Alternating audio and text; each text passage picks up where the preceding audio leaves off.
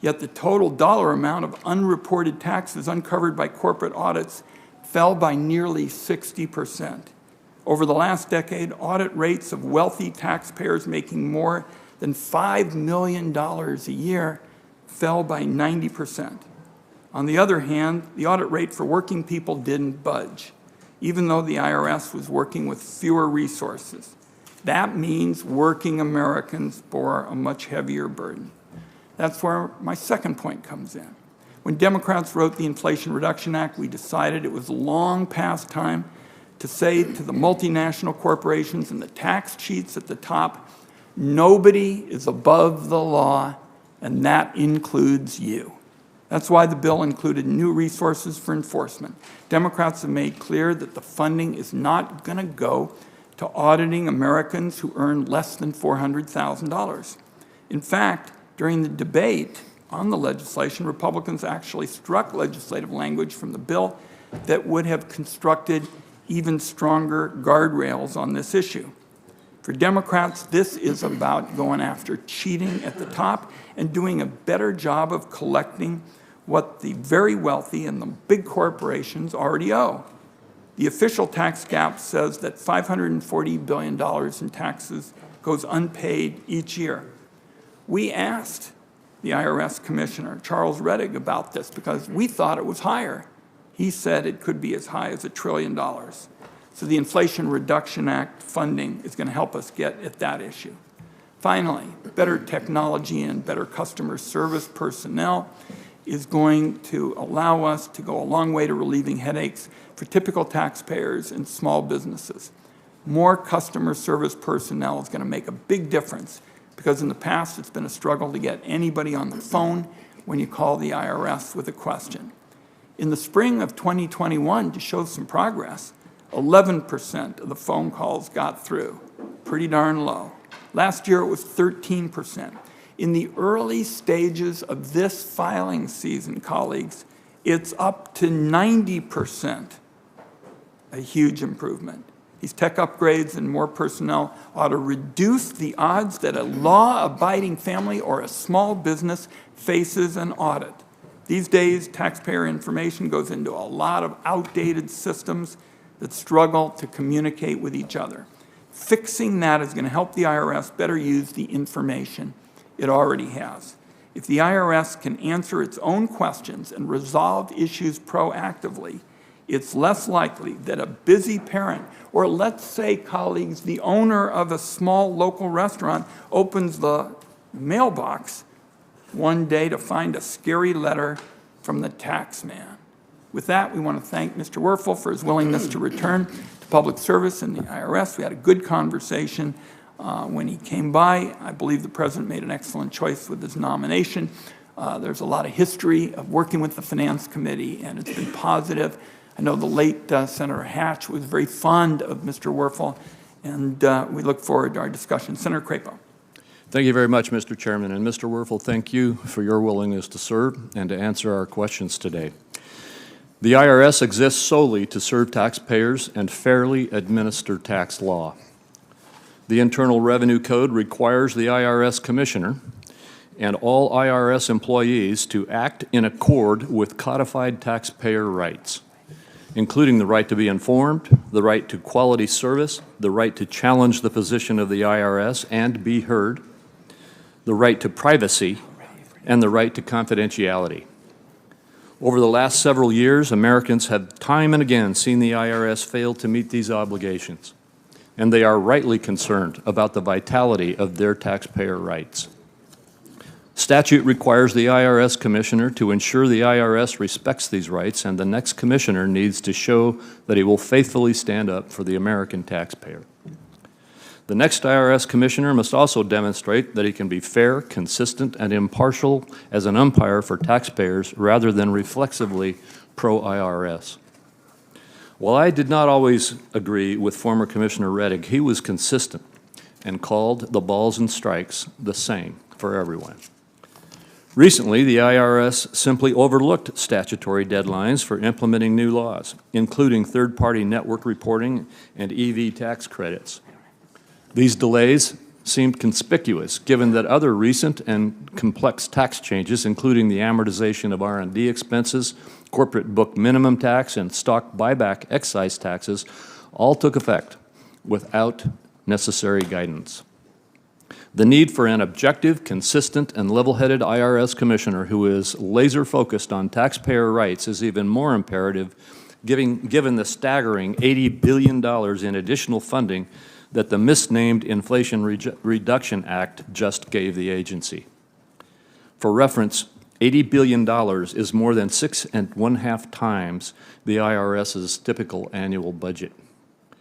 These additional funds come despite the fact that over the past 2 decades, Congress has appropriated the IRS hundreds of billions of dollars in annual funding and tens of billions of dollars in more supplemental funding with little improvement to show for it. The IRS continues to utilize outdated methods and processes that even the taxpayer advocate called crazy. A recent report by the Treasury Inspector General for the Tax Administration shows that these antiquated processes cost hundreds of times more than an updated approach that would better serve taxpayers and the IRS. This is just one example of how funding has become a scapegoat for mismanagement. It is no surprise to hardworking Americans that the IRS currently ranks dead last in a recent Gallup poll rating federal agencies. Sending the IRS on an unchecked spending binge has no intrinsic value. Unless there are outsized results to match the gargantuan investment, the IRS's supplemental billions will simply become another example of government waste. Because the funding lacks any accountability measures or guardrails, the next IRS commissioner shoulders the primary responsibility for outcomes, as well as planning, tracking spending, and transparently monitoring outcomes. Americans and their elected representatives are watching. Will the IRS be honest and fully and deeply transparent? Will the IRS use best practices, rely on unbiased data, and set common sense goals? Given how the funding was conceived, designed, and adopted, I'm skeptical. But I will look to you, Mr. Werfel, to fill the gap if you are confirmed. The fact that nearly 60% of the funding will go toward hiring enforcement personnel, more than 14 times the funding set aside for serving taxpayers, is a particular concern. Unease about supersized IRS enforcement hiring has nothing to do with supporting evasion by wealthy tax cheats, but comes from a fear that the IRS will waste untold taxpayer dollars chasing speculative or marginal revenue recoveries, while hardworking Americans and small businesses end up in a dragnet. When I offered my amendment to statutorily protect taxpayers making less than $400,000 from increased audits on all of my Republican colleagues stepped up and voted yes. No one on the other side voted yes. And now we have a statement from the Secretary of the Treasury that, in fact, we won't see this 60+% of the $80 billion spent on auditing those making less than $400,000. My colleague, the chairman, has indicated that that is the intent of this money, but it is not what the law says because my amendment was not allowed to be adopted. Unenforceable edicts are so easily broken. In sum, the new IRS commissioner will shoulder immense responsibility.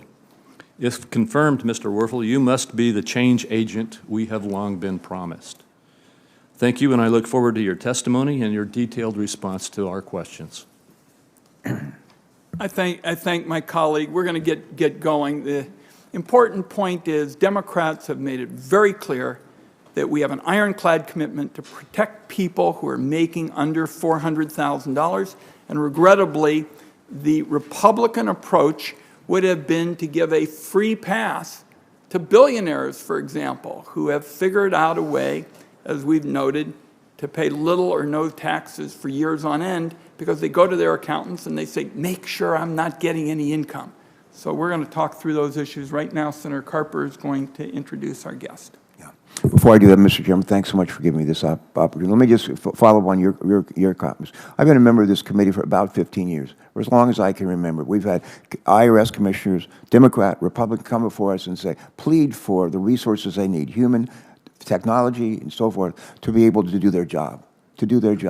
Every new Congress, the head of GIO comes and he says to us, here's a high-risk list of ways that we're wasting money, and one of the ways that we're wasting money is not collecting the money, the taxes that are owed. A high-risk list every year says, for God's sake, fund the IRS, and we've done that. Today, the question is, what kind of leadership are we going to provide for the IRS? And leadership is the most important element in the ingredients of any organization that I've ever been a part of. And I want to, again, thank our chairman and our ranking member for the privilege of introducing Daniel Werfel at his confirmation hearing to serve as the next IRS Commissioner. History repeats itself today. Some 13 years ago, I had the privilege to offer similar remarks before the Senate Homeland Security and Governmental Affairs Committee, which, when I introduced Danny as the nominee for Controller at the Office of Management and Budget, OMB. At that hearing, Danny was joined by his wife, Beth, by their daughter, Molly, and their son, Sean, who were just young kids at the time. I see they're not young kids anymore. Today, Molly and Sean both join us as college students, with Molly following in her mother's footsteps by studying psychology, and Sean following in his dad's footsteps by studying public finance. Also in attendance again are Danny's parents, Barbara and Fred. Nice to see both of you, and I'm happy to see all of you again, and I want to thank you for sharing your husband, your father, and your son with the people of this country. I especially want to thank Beth for sharing your husband with all of us. I'd be hard-pressed to think of anyone more qualified than Daniel Werfel to lead the IRS during this critical time of rebuilding. Throughout his distinguished career in public service under both Democratic and Republican administration, we have seen Danny work tirelessly to make sure that taxpayer dollars are spent wisely. He's been a lifelong champion for good government and has become known as the expert that people turn to for help in navigating the many challenges we face in government and in this country of ours. And that's why both President George W. Bush and President Barack Obama chose Danny Werfel to lead their Chief Financial Officers Council. That's a group of CFOs, Chief Financial Officers, for the largest federal agencies who work to improve financial management in our federal government. That's why President Obama chose Danny to serve as OMB Controller, where he oversaw federal spending and tirelessly worked to reduce waste, fraud, and abuse in our government. And that's why in 2013, President Obama appointed Danny to be the acting IRS Commissioner. A job Danny performed well, so that he earned bipartisan praise from both Senate Finance Committee Chair Max Baucus and a ranking member at the time, Orrin Hatch, for his many contributions and performance. The American people deserve an IRS that meets their expectations. That includes getting their phone calls answered, their problems solved online, and their refunds delivered in a timely way. And after decades of underfunding, thanks to the Inflation Reduction Act, this agency finally has the necessary resources to make significant improvements in the service that we provide to everyday taxpayers. We need a leader at the IRS who's been confirmed by the U.S. Senate, a Senate-confirmed commissioner who's critical to achieving the policy objectives of the Inflation Reduction Act, including providing best-in-class customer service to the American taxpayers, delivering on historic clean energy tax credits to meet our climate objectives, and ensuring that the wealthy individuals and corporations in our country pay their share of taxes too. In closing, Danny Werfel has proved time and again that he has the management expertise and experience, the background necessary to tackle this very difficult and challenging mission head on and to succeed. In fact, he's done this job before, so he can hit the ground running on day one. In closing, I want to urge our colleagues to confirm Danny and do so soon, very soon. And once again, I thank our chair and ranking member for the privilege, really, of introducing him to all of us. Thank you so much. Thank you, Senator Carper. Mr. Werfel, you are lucky to have Senator Carper in your corner.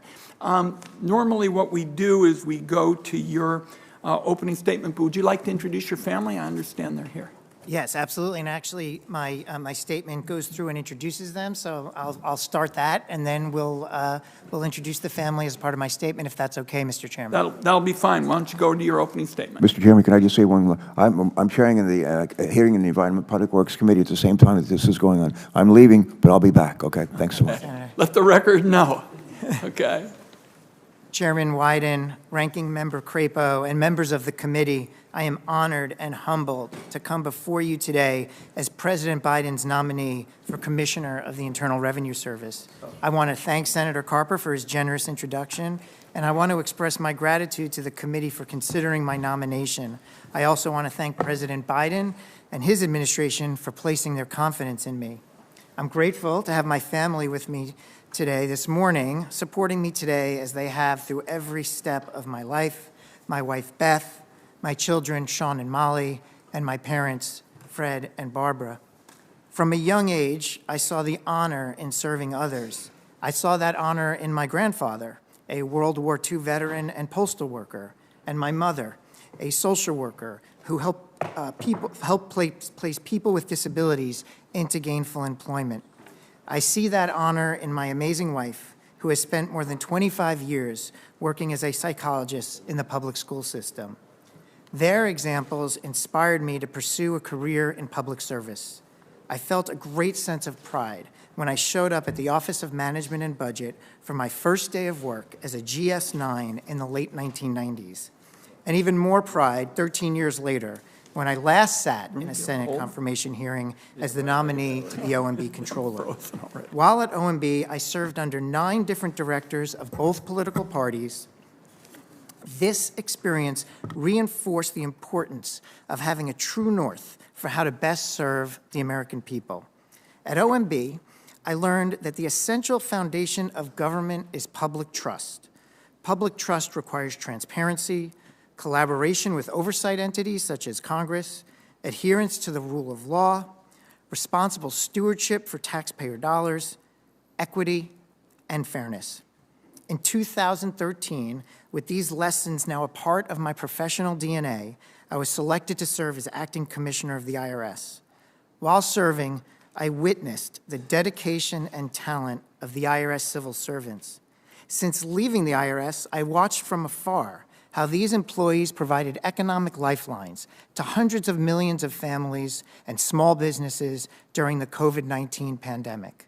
Their true north is their deep belief that the American people need an IRS that provides all taxpayers with world-class customer service and implements the tax code in a way that is just, fair, and equitable. I share in this belief. As an IRS alum, but more importantly as a taxpayer, I have been concerned about gaps in capacity that have impeded the IRS's ability to meet its critical mission. The result is that hardworking, honest taxpayers who need assistance in meeting their tax obligations are not getting the services they need. The IRS has also been ill-equipped to unpack complex and intricate returns of high-income taxpayers. Following the passage of the Inflation Reduction Act, Americans rightly expect a more modern and high-performing IRS. Last year, Secretary Yellen issued a directive that the IRS will not increase audit rates for small businesses and households making under $400,000, which I am committed to meeting.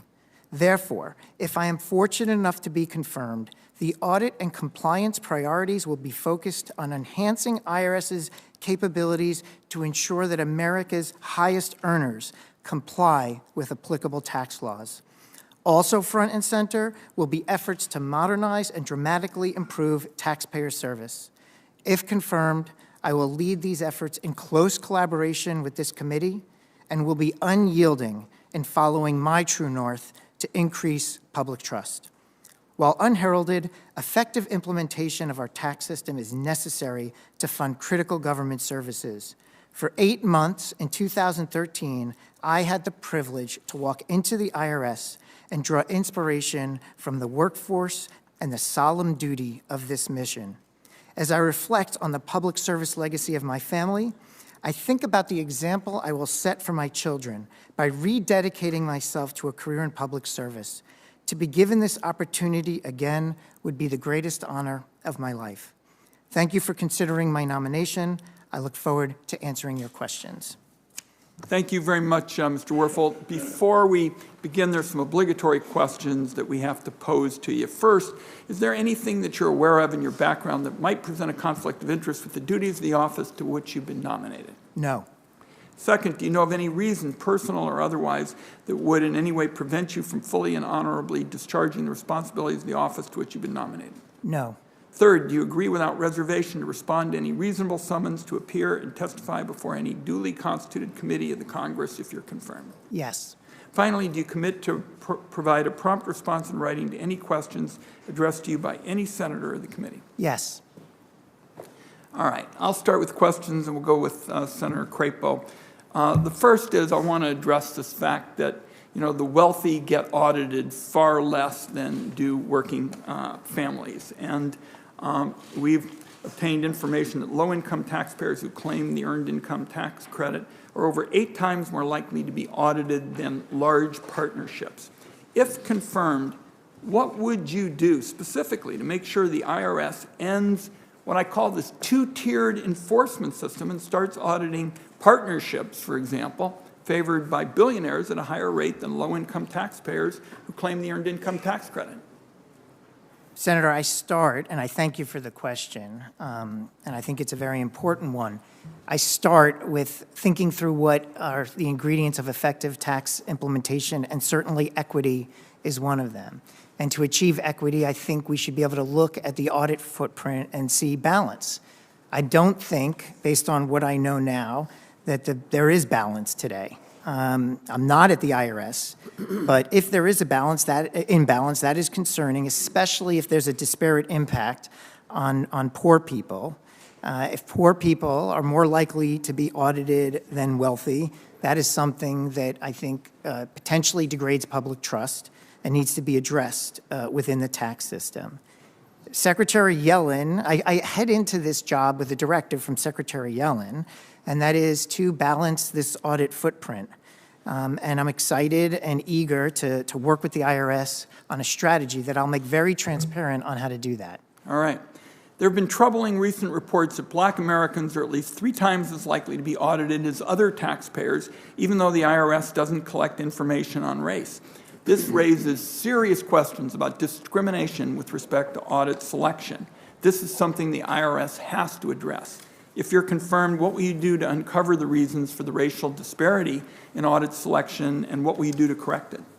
I agree, Senator. This is very concerning. I go back to the point in the first question. Fairness is an essential element of tax administration, and we have to have an understanding of whether our approaches or activities are having disparate impacts on any population. It's particularly alarming if it's having a disparate impact on racial minorities.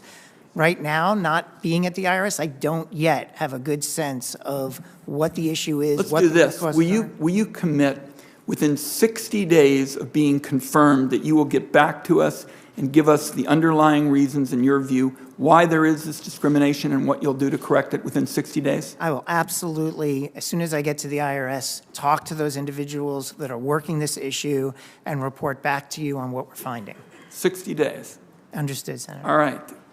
With respect to the tax gap, which is attributable to the wealthy, the Treasury Department estimated last year that the tax gap was about $600 billion, with the top 1% accounting for the largest share. But the IRS's latest tax gap projections don't even show how much high-income taxpayers cheat. They completely omit noncompliance from multinational corporations, flow-through entities, foreign activity, and digital assets. Commissioner Rettig said when the committee asked if the tax gap could be as high as $1 trillion if you included those areas I mentioned that have been omitted. If you're confirmed, what will you do to ensure that the IRS measures the tax gap in these areas and you actually have a strategy for reducing it? Absolutely, Mr. Chairman. When I think about the objective to improve the capacity the IRS has to unpack complex and intricate returns, I think we have to do a number of things. I'm not sure that training the current workforce will be sufficient. I think we want to hire and bring in experts, maybe some of the same individuals that earlier in their careers prepared these very intricate returns and are ready to come back and potentially serve their country and maybe years later help us unpack them. And when they're doing that, I think, Mr. Chairman, will be able to not only unpack and help collect more revenue from high-income taxpayers and large corporations, but also understand how to better measure that so that going forward, the tax gap assessment has a more clear picture of what this gap is. I'm going to wrap up this way. I know Senator Crapo's got a hectic morning. I know a lot of my colleagues do. I'd like you to tell us what you're going to do, if confirmed, to reduce the audits of family-owned small businesses who follow the rules. And you heard me in my opening statement say, you know, it seems to me with better technology and highly trained staff, you're going to be in a position to focus on these big players, these multinational corporations, the ultra-wealthy, who you haven't been able to focus on in the past because those have been more expensive, cases. And this can redound to the advantage of small businesses who are complying with the law and complying with the rules. So tell us as I wrap up my time, because this is something that we all feel strongly about, and you've seen the back and forth with respect to the small businesses. What specifically are you willing to do to reduce the audits of family-owned small businesses that follow the rules? Yeah, I think, first of all, with the directive from Secretary Yellen to focus IRA resources on high-income taxpayers, certainly there'll be a rebalancing of the audit footprint. I want to take a look with the IRS team at other audits and figure out if there's a way to determine where, essentially we'd be wasting our time to go and audit because there's such a high percentage and a high probability that the balance due is already being paid. And by that, we can go after more issues where there might be something underlying that's nefarious, something that relates to advertent cheating or evasion.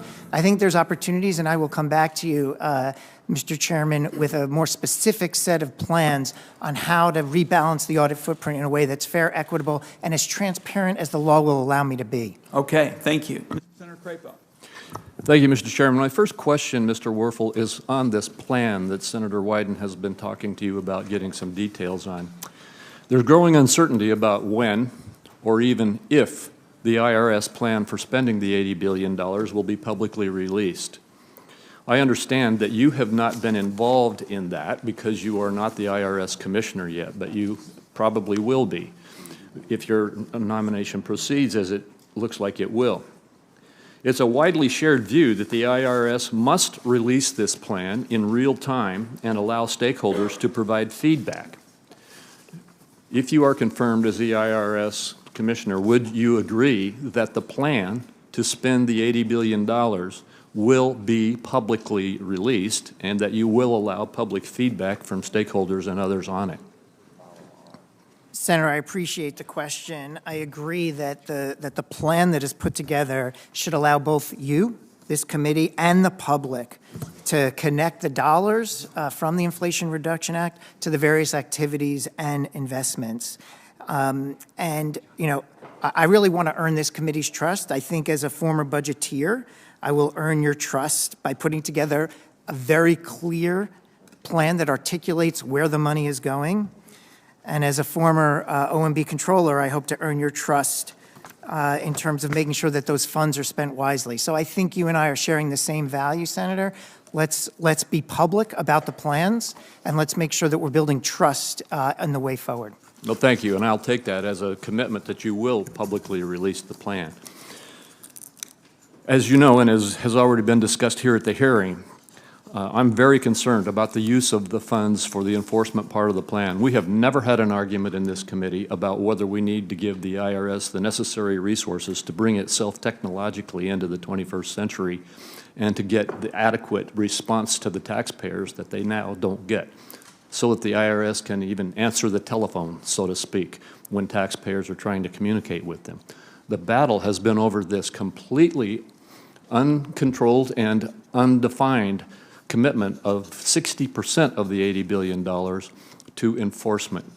And there's been a lot of talk about, well, we only want to enforce this against those who are rich, super rich tax cheats. But yet when I brought that amendment I referenced earlier, no one would support it and put that right into the law.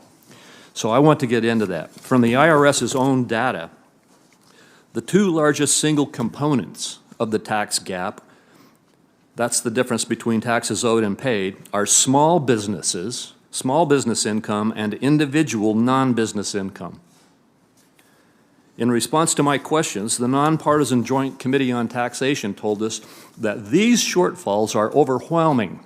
They are upwards of 90%, and upwards to 90% of these shortfalls fall on hardworking Americans with modest incomes, far under $400,000. Now, Secretary Yellen reportedly has said she's directed the IRS not to use this somewhere in the neighborhood of $50 billion to enforce against people with incomes less than $400,000. My colleague, the chair, has said that is not to be done. What I want to know is, how strong will you make that commitment? The language we've gotten from the Secretary was in this term of, well, we want to get balance. I don't want to know balance. I want to know whether you are going to commit today that the plan will not allow this supersized enforcement money to be utilized against people who make less than $400,000 per year. Will you make that commitment? Senator, yes, and I made that commitment in my official statement for the record. I am committed to Secretary Yellen's directive on how the audit should move forward under the Inflation Reduction Act, and look forward to working with you and you holding me accountable for that. Well, thank you. Secretary Yellen's statement leaves a lot of wiggle room. I want to be sure you know that I don't expect to see wiggle room in this commitment. Last question. There's been a lot of debate in the last Congress that was stopped finally, but some of us are concerned that it's not over, about whether the IRS should have the authority to get into people's bank accounts if they make over $600 a year or spend over $600 a year. And then some said, well, we'll make that $10,000 a year as the target point, or $10,000 a year spending, or depositing. There's a lot of concern about the intent at the IRS to move forward with some plan. We've stopped it here legislatively in the battles in Congress last year. I want to know whether there are any intentions at the IRS or any intention on your part to regulatorily seek to expand the ability of the IRS to literally invade and look into the bank accounts of Americans simply because they have deposited more than $600 or $10,000 or whatever number into their account. Senator, I'll go back to my background. I'm a rule follower, and I would only take actions that are consistent with what the IRS authorities are under the law. But I'll also say this. I think about effective tax administration as requiring a bunch of different factors, reducing paperwork burden on the public, but also avoiding unnecessary intrusion. So if we're going to take a step, I'm going to want to make sure this committee is comfortable that A, we've taken that step consistent with what our parameters are in the law, and B, that we've made the right balancing decision, that this is the right step to do in the interest of the taxpayer and balances the importance of not invoking unnecessary intrusion. And my commitment is to hold to these factors and work with you collaboratively to make sure we balance them effectively. Well, I would hope that you wouldn't seek any plan like I just described, which I think is a violation of the privacy of our American citizens, unless Congress directed it. I'll just say to my colleague, I think I'm about as big a privacy hawk as there is around here. I'm certainly going to make sure people's privacy is protected as well. Okay, our next two senators will be Senator Cardin and then Senator Grassley. Thank you, Mr. Chairman. Mr. Werfel, first of all, thank you. Thank you for your willingness to serve our country in this critically important position. There's an easier way to make a living, so thank you for being willing to take on this challenge. I also want to acknowledge that I believe your strongest assets in the IRS are your workforce. I know many of the individuals who have really are very talented. They've gone through struggles with lack of resources, and I just urge you to invest in good people, continue to invest in good people, and do everything we can to increase the morale within the workforce. The work that they're doing is critically important to our country. I agree with you on your commitment to be a rule follower. We're the ones who pass the laws. Then they're interpreted. And yes, there is confusion in the way that people comply with our tax code. And historically, we've had a high compliance because it's been voluntary compliance. Everyone believes they're being treated fairly under our system, but that's no longer the case. And yes, when you look at following the rules, if you're a higher income taxpayer or a more complicated taxpayer, you have a lot of professional help for you to interpret the rules as most favorably as they can to your advantage. And when you don't have audits, and you don't have an aggressive way to have a uniform interpretation of those rules, you run into the tax gaps that we have today. And so I agree with my colleagues that we want everyone to comply with the rules. It's not an income limit here on complying with the rules. We know that those of the higher incomes have found ways to bend those rules, and that has to end. And that's one of the reasons why in passing the Inflation Reduction Act, the resources were made available so we can close that gap and have a better confidence among the American taxpayers that they're being treated fairly. I just want to underscore that point. I know I had a chance to talk to you about that, and I'm convinced you understand that. Everyone needs to comply with the rules, but we have to make sure that everyone understands the rules through the audit process. So I just encourage you to do that. I want to raise an issue that's been raised by several of my colleagues, and that's small businesses. I chair the Small Business Committee. It's one of the major areas of concern that are raised by small businesses around this country, the challenges within our tax system. I think we in Congress have to take responsibility for that because we're the ones who developed the rules. But we need your help in how we can develop the rules and apply the rules to help small business owners who don't have the same capacity to deal with the tax code that larger companies have. So I'd just like to know your vision on how we can work together to make the tax code more understandable and fair for small businesses, which are the growth engines of our economy. Absolutely, Senator Cardin. And, you know, it was interesting in Senator Crapo's opening remarks, he made reference to the Taxpayer Bill of Rights. And I got some very good advice prepping for this process to go and print out and read the Taxpayer Bill of Rights. And I've made it a habit now of reading them every day and have confirmed I will read them every day. And one of the ones that jumps out at me is the right to understand and have clarity on what is expected of them. And I think there's more that the IRS can be doing to reach out, especially to taxpayers that don't have the means to hire accountants or law firms to navigate the tax system. It's a very complicated code. It can be daunting.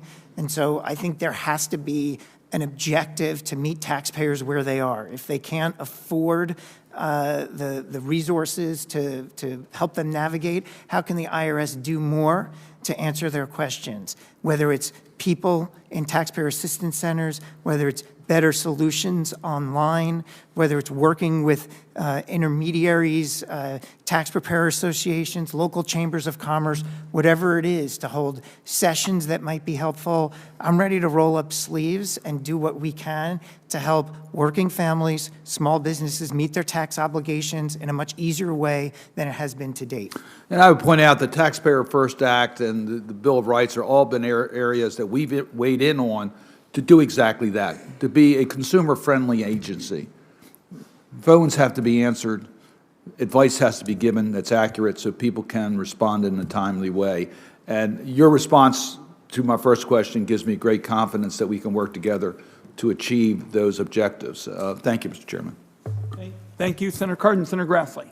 Congratulations on your appointment, and I'm sure your family and everybody that knows you is proud of the responsibilities you assume. I'm going to follow up on the very first question that Senator Crapo asked you. It's about spending the $80 billion, and it deals with a bill that Senator Thune and I introduced, the IRS Funding Accountability Act, and you said that you would make public the report that you're going to put out when you get done with it. So this bill emphasizes doing that annually so we can compare one year with the previous year.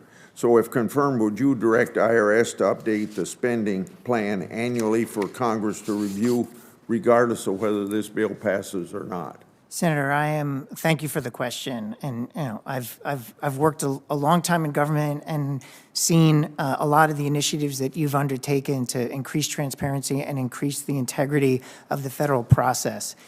It's so essential that we build trust. And I think by sharing whatever we can share within the law with the public about our go-forward plan is going to help build the trust. I will work with this committee to figure out what the best manner in which to make this public and the frequency of it. And so anyway, I'm very much looking forward to working with you on that. I want to go to ProPublica release that they put out, and it's clear that IRS needs to do a better job safeguarding taxpayer information. General Government Accountability Office and Treasury Inspector General for Tax Administration reports identify many vulnerabilities in the IRS information system, particularly as it relates to the use of cloud systems. Just last month, GAO released another report on IRS's implementation of cloud computing that made an additional 9 recommendations. So, if confirmed, will you work to protect taxpayers' information by addressing the serious vulnerabilities identified by TIGA and GAO? Senator, I'm glad you asked that question. When I sat down to think through what are the most important factors of effective tax implementation, the very first thing I wrote down was data security and making sure that we protect taxpayer information from unauthorized disclosures. And then your point about the Taxpayer Inspector General and the Government Accountability Office, these are incredibly important voices that frequently provide recommendations to organizations like the IRS.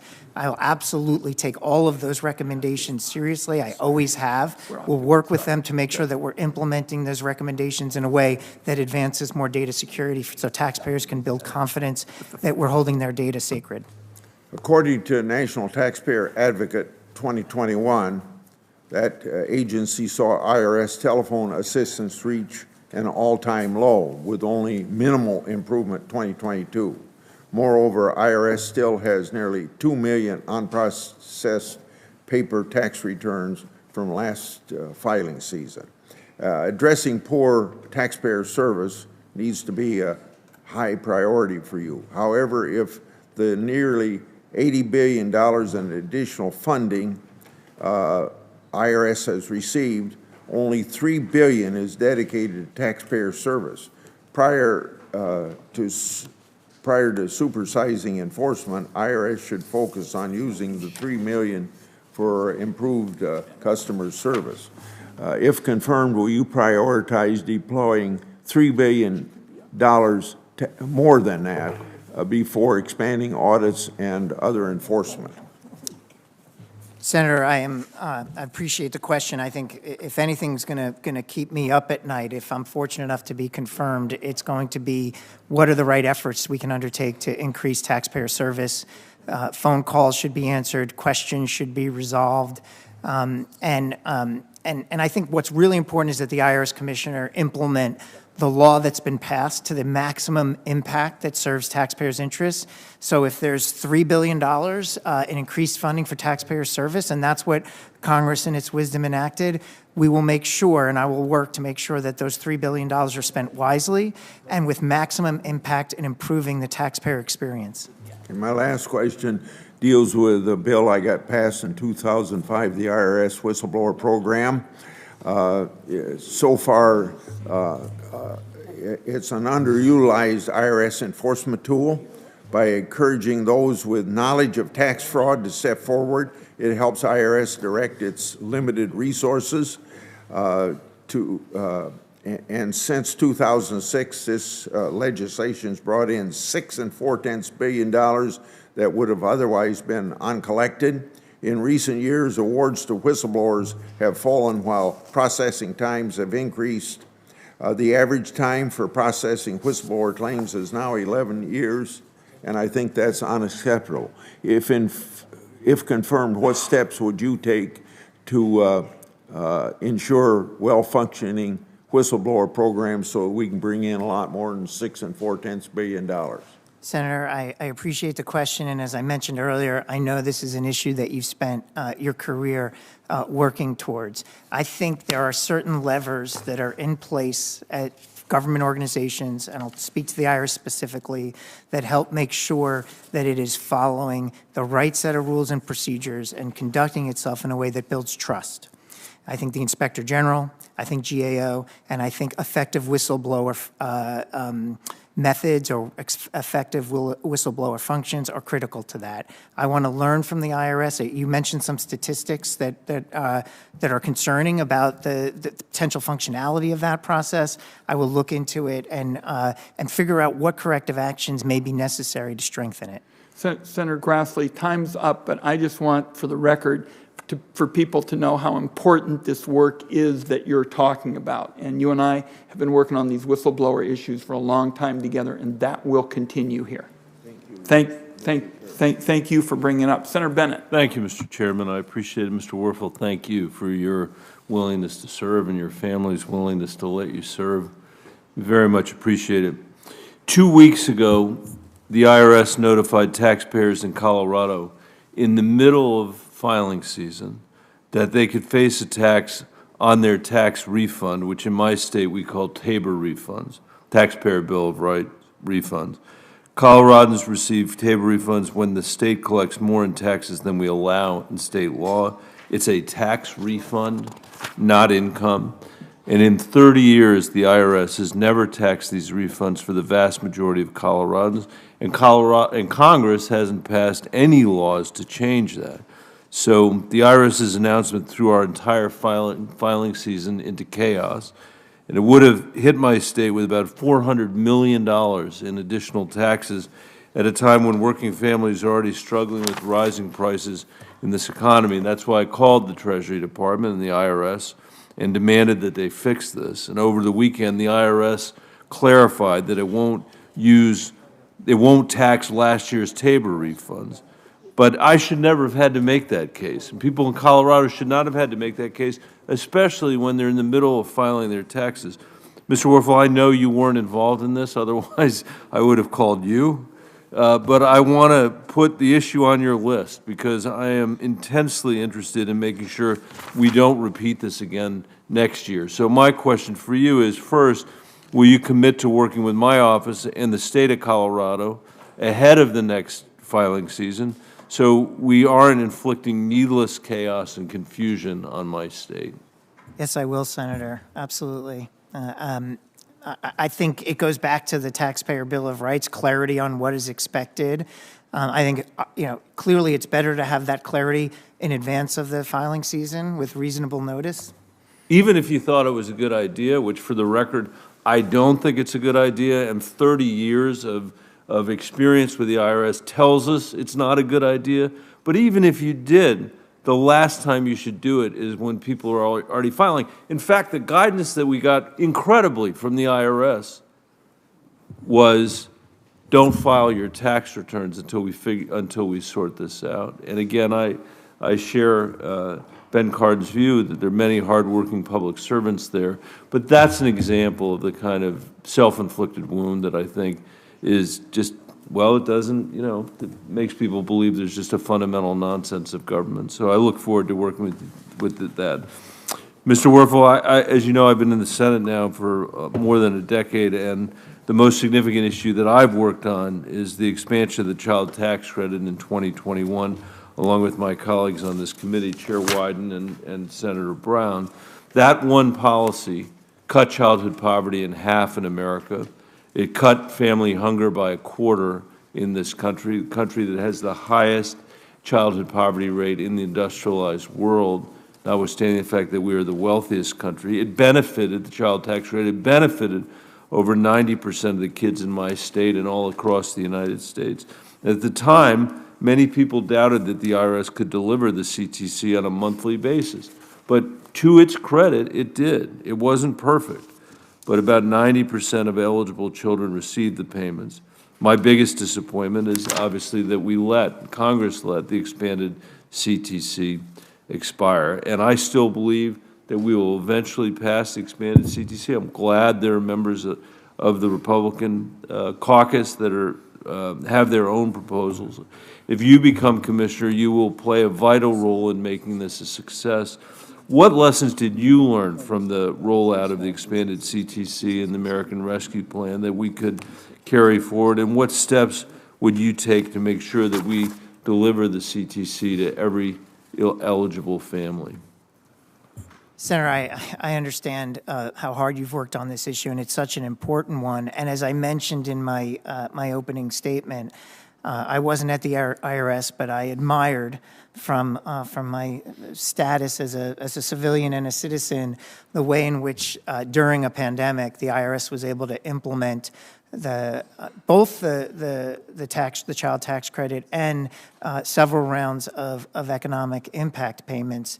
I think the lesson I take from that is it can be done, and I'm hopeful that if there is a law that comes out that requires that solution to be redeployed, the fact that it's been done once will enable it to be done again. But again, I would love to get to the IRS if I'm fortunate enough to be confirmed and see learn more about what that process took and how repeatable it is, and then position the IRS even more effectively through the right investments in technology, process improvement, and as a necessary human capacity, so that when these things come up, we can hit them out of the park. Thank you, Mr. Werfel. I'm out of time, Mr. Chairman. I realize that. Had I a moment to ask another question, it would be about how to get more families signed up on EITC, so I'll send that for the record. Thank you, Mr. Chairman. Thank you for making sure we get that information. The next two, unless Senator Thune comes, will be Senator Warner and Senator Langford. Thank you, Mr. Chairman. Mr. Werfel, great to see you again. And again, as when we had a chance to meet individually, appreciate your willingness to take on what's got to be one of the more thankless tasks in the government, but obviously something that's extraordinarily important.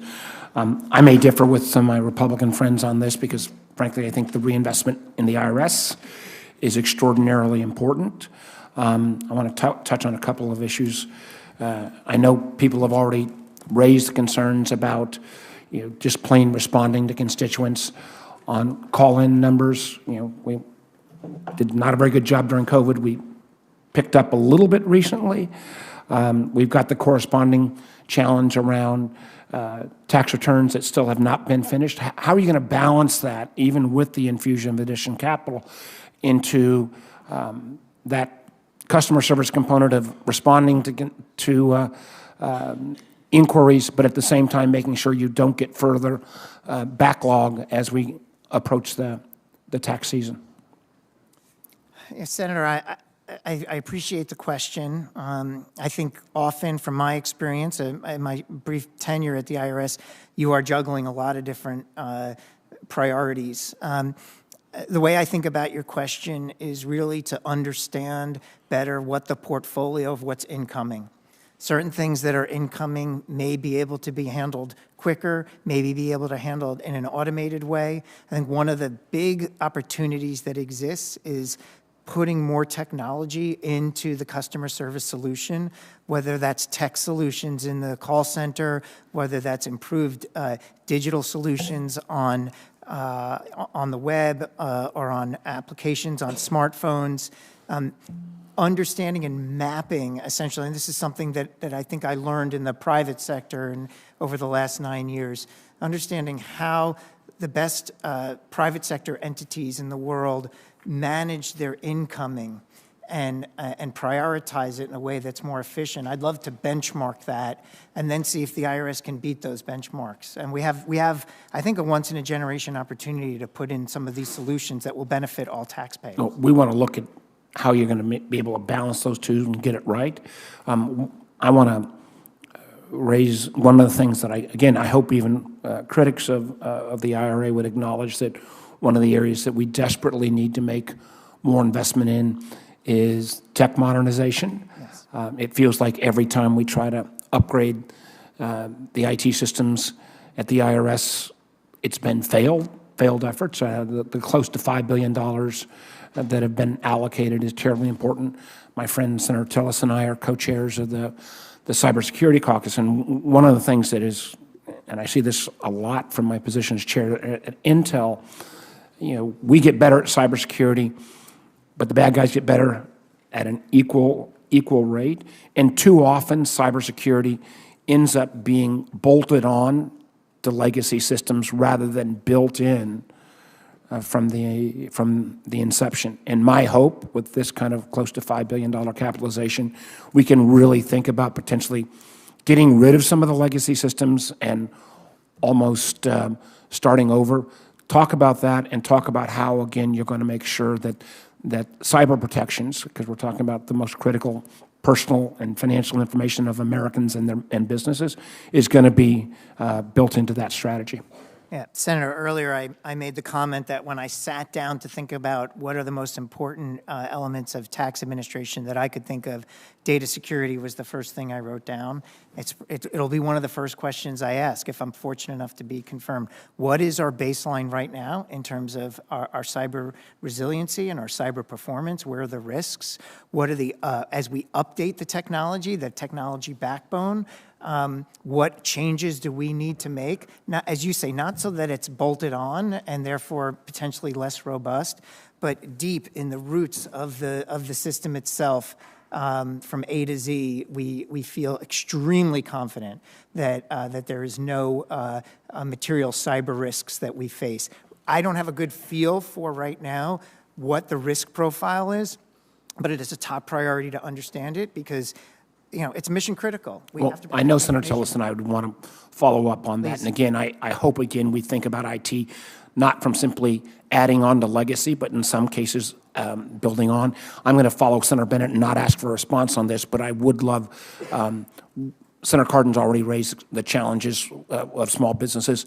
I think some of the problem has been lack of coordination, for example, between the SBA and the IRS. So this coordination of IRS with other federal agencies, I think will lead to a better customer experience and a better overall experience. And again, I hope you'll be able to get back to me with that. Thank you for my extra 17 seconds. Thank you, Senator Warner. And Mr. Werfel, you should know a number of the members of this committee are also on the Intelligence Committee, chaired by Senator Warner. So you're going to find an intersection there around cybersecurity and other issues. Next in line is Senator Langford. Chairman, thank you. Mr. Werfel, good to see you again. We got to meet each other when you first dove into the IRS, deep into the pool, right after the Lois Lerner hole experience that happened, where the IRS was using the power of the IRS to be able to slow down or silence conservative voices on that. Obviously, there was a transition in leadership at that time, and you walked into the middle of all that to be able to clean that up. So you're walking into another set of challenges as well. Obviously, the IRS has a record amount of dollars that are being thrown at it at a very rapid time period. We're waiting to get a plan that not only we can see on how it's going to be done, but the American people can also see how that money is going to be spent. There were some very specific statements that were made early on how that money would be spent. They wouldn't affect anyone with $400,000 or less, but that actually wasn't put in the statute to require that. And so there'll be a lot of questions of how that money will actually be spent and what that looks like. ProPublica, a year and a half ago, released taxpayer returns, put them out publicly, which, by the way, is a violation of federal law to print someone's tax returns. But that, apparently no one's been prosecuted for printing it and releasing it, and no one's been prosecuted for actually leaking it, and we haven't been able to get information on how it actually got leaked. So that's out there. And then there's also, you've got a record number of people eligible for retirement. So you thought you were in the fire last time. You walked in IRS. You've got a lot that's on your plate this time. Let me ask you a couple quick questions. The 1099 that Ranking Member Crapo has already brought up as well. This particular one is interesting to me. Part of the American Rescue Plan and part of rescuing America, apparently by my Democratic colleagues, was getting information about my Venmo transactions with my daughter to the IRS. So my daughter does still, she's a great lady. Occasionally she'll run to the store and we'll buy something and we'll bring it home and I will tell her, will you grab that at the store and I will Venmo you to pay for that. I am quite confident that will exceed $600 over the course of a year of random things like that with our family. Those records are now going to go to the IRS because of the American Rescue Plan. Part of rescuing America is getting that. The IRS was supposed to start collecting those last year and requiring third-party organizations to do it. They delayed it out and said now it'll be this year. What's your best guess on how the IRS is going to have to manage what is actually taxable in that and what is just tracking the information of me paying my daughter back for groceries in her household? Yeah, thank you for the question. I'm familiar with the issue in terms of how it's been reported publicly. I think when I reflect on these issues that emerge during the filing season and the IRS then pulls back and says, we have to study this, I would imagine it's because they're getting a lot of feedback that whatever is going on right now is unsustainable. So we need to take a moment and reset. As I mentioned earlier, one of my objectives would be to prevent that from ever happening so that we're prepared going into each filing season and we mitigate the risk of that happening. But you raise a really important question about how does the IRS balance all these factors? Is it the right approach to be asking for information? I go back to the Taxpayer Bill of Rights. Right. Paperwork burden, intrusion. What is the right balance? And I'll start with the law. What does the law expect us to do? And then to the extent there's discretion in the law to make sure that we're taking all the right reasonable steps, I want to move there. And then I want to be transparent with the committee. This is what we think. This is the tensions that we're seeing, and we want that feedback. And if it comes to be that we see that there's opportunities for certain personal transactions to not be included, let's talk about doing that as well. So I'm open to a lot of different options. The bottom line is, as always, what will build trust with the taxpayers? Well, I think a lot of taxpayers are going to be shocked that part of the American Rescue Plan was over the course of a year, if you do $600 in Venmo transactions, you're not going to have to report that to the IRS. I think that's going to be pretty shocking to a lot of folks in the days ahead, and there'll be a lot of technicalities and issues. This customer service issues also come up. I've seen some recent press releases and quite frankly, some crowing from the IRS about our customer service percentage numbers are so much better of answered calls and such. And so I actually went and pulled the facts on the percentage calls on it. And I have to tell you, I was a little surprised on it because the way the percentage works on it is last year there were 9.2 million people that attempted a call and only 3.7 million actually got an answer. So then the crowing was about the percentage is so much better this year. There were 5.6 million attempts to call and 3.5 million calls. We actually answered fewer calls last year than the year before. We just had fewer people try to call. So the announcement was about, gosh, we're doing so much better, the percentage is better. It's just because people didn't call anymore. We're actually returning fewer calls. So this issue we're going to have a lot of dialogue about how to improve customer service and what that's going to look like. You don't have time to be able to go into all the details now, but just know we're going to have a lot of dialogue about this in the days ahead. So, yes, sir. Thank you, Mr. Werfel. Senator Barrasso. Thank you, Mr. Chairman. Congratulations. Thanks for coming to visit with me and having a chance to talk about a number of the things, including the things that Senator Lankford was just talking about. So, this is a critically important position in the government. Very few agencies in Washington are as present in the lives of working families as the IRS, for better or for worse.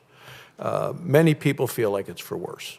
And that's what I hear in Wyoming. They're afraid of the IRS. They're people that are honest people, want to pay their taxes, want to pay what is owed, don't want to have someone come after them if they think they've done right, if they think they've called and they have called and couldn't get an answer, finally get an answer, may have been told something after waiting hours and hours, try to comply. And we talked about this. Restoring the credibility of the agency, I think, is going to be a steep mountain to climb, and it's something that when we visited about, I said, this is critical as part of your job. The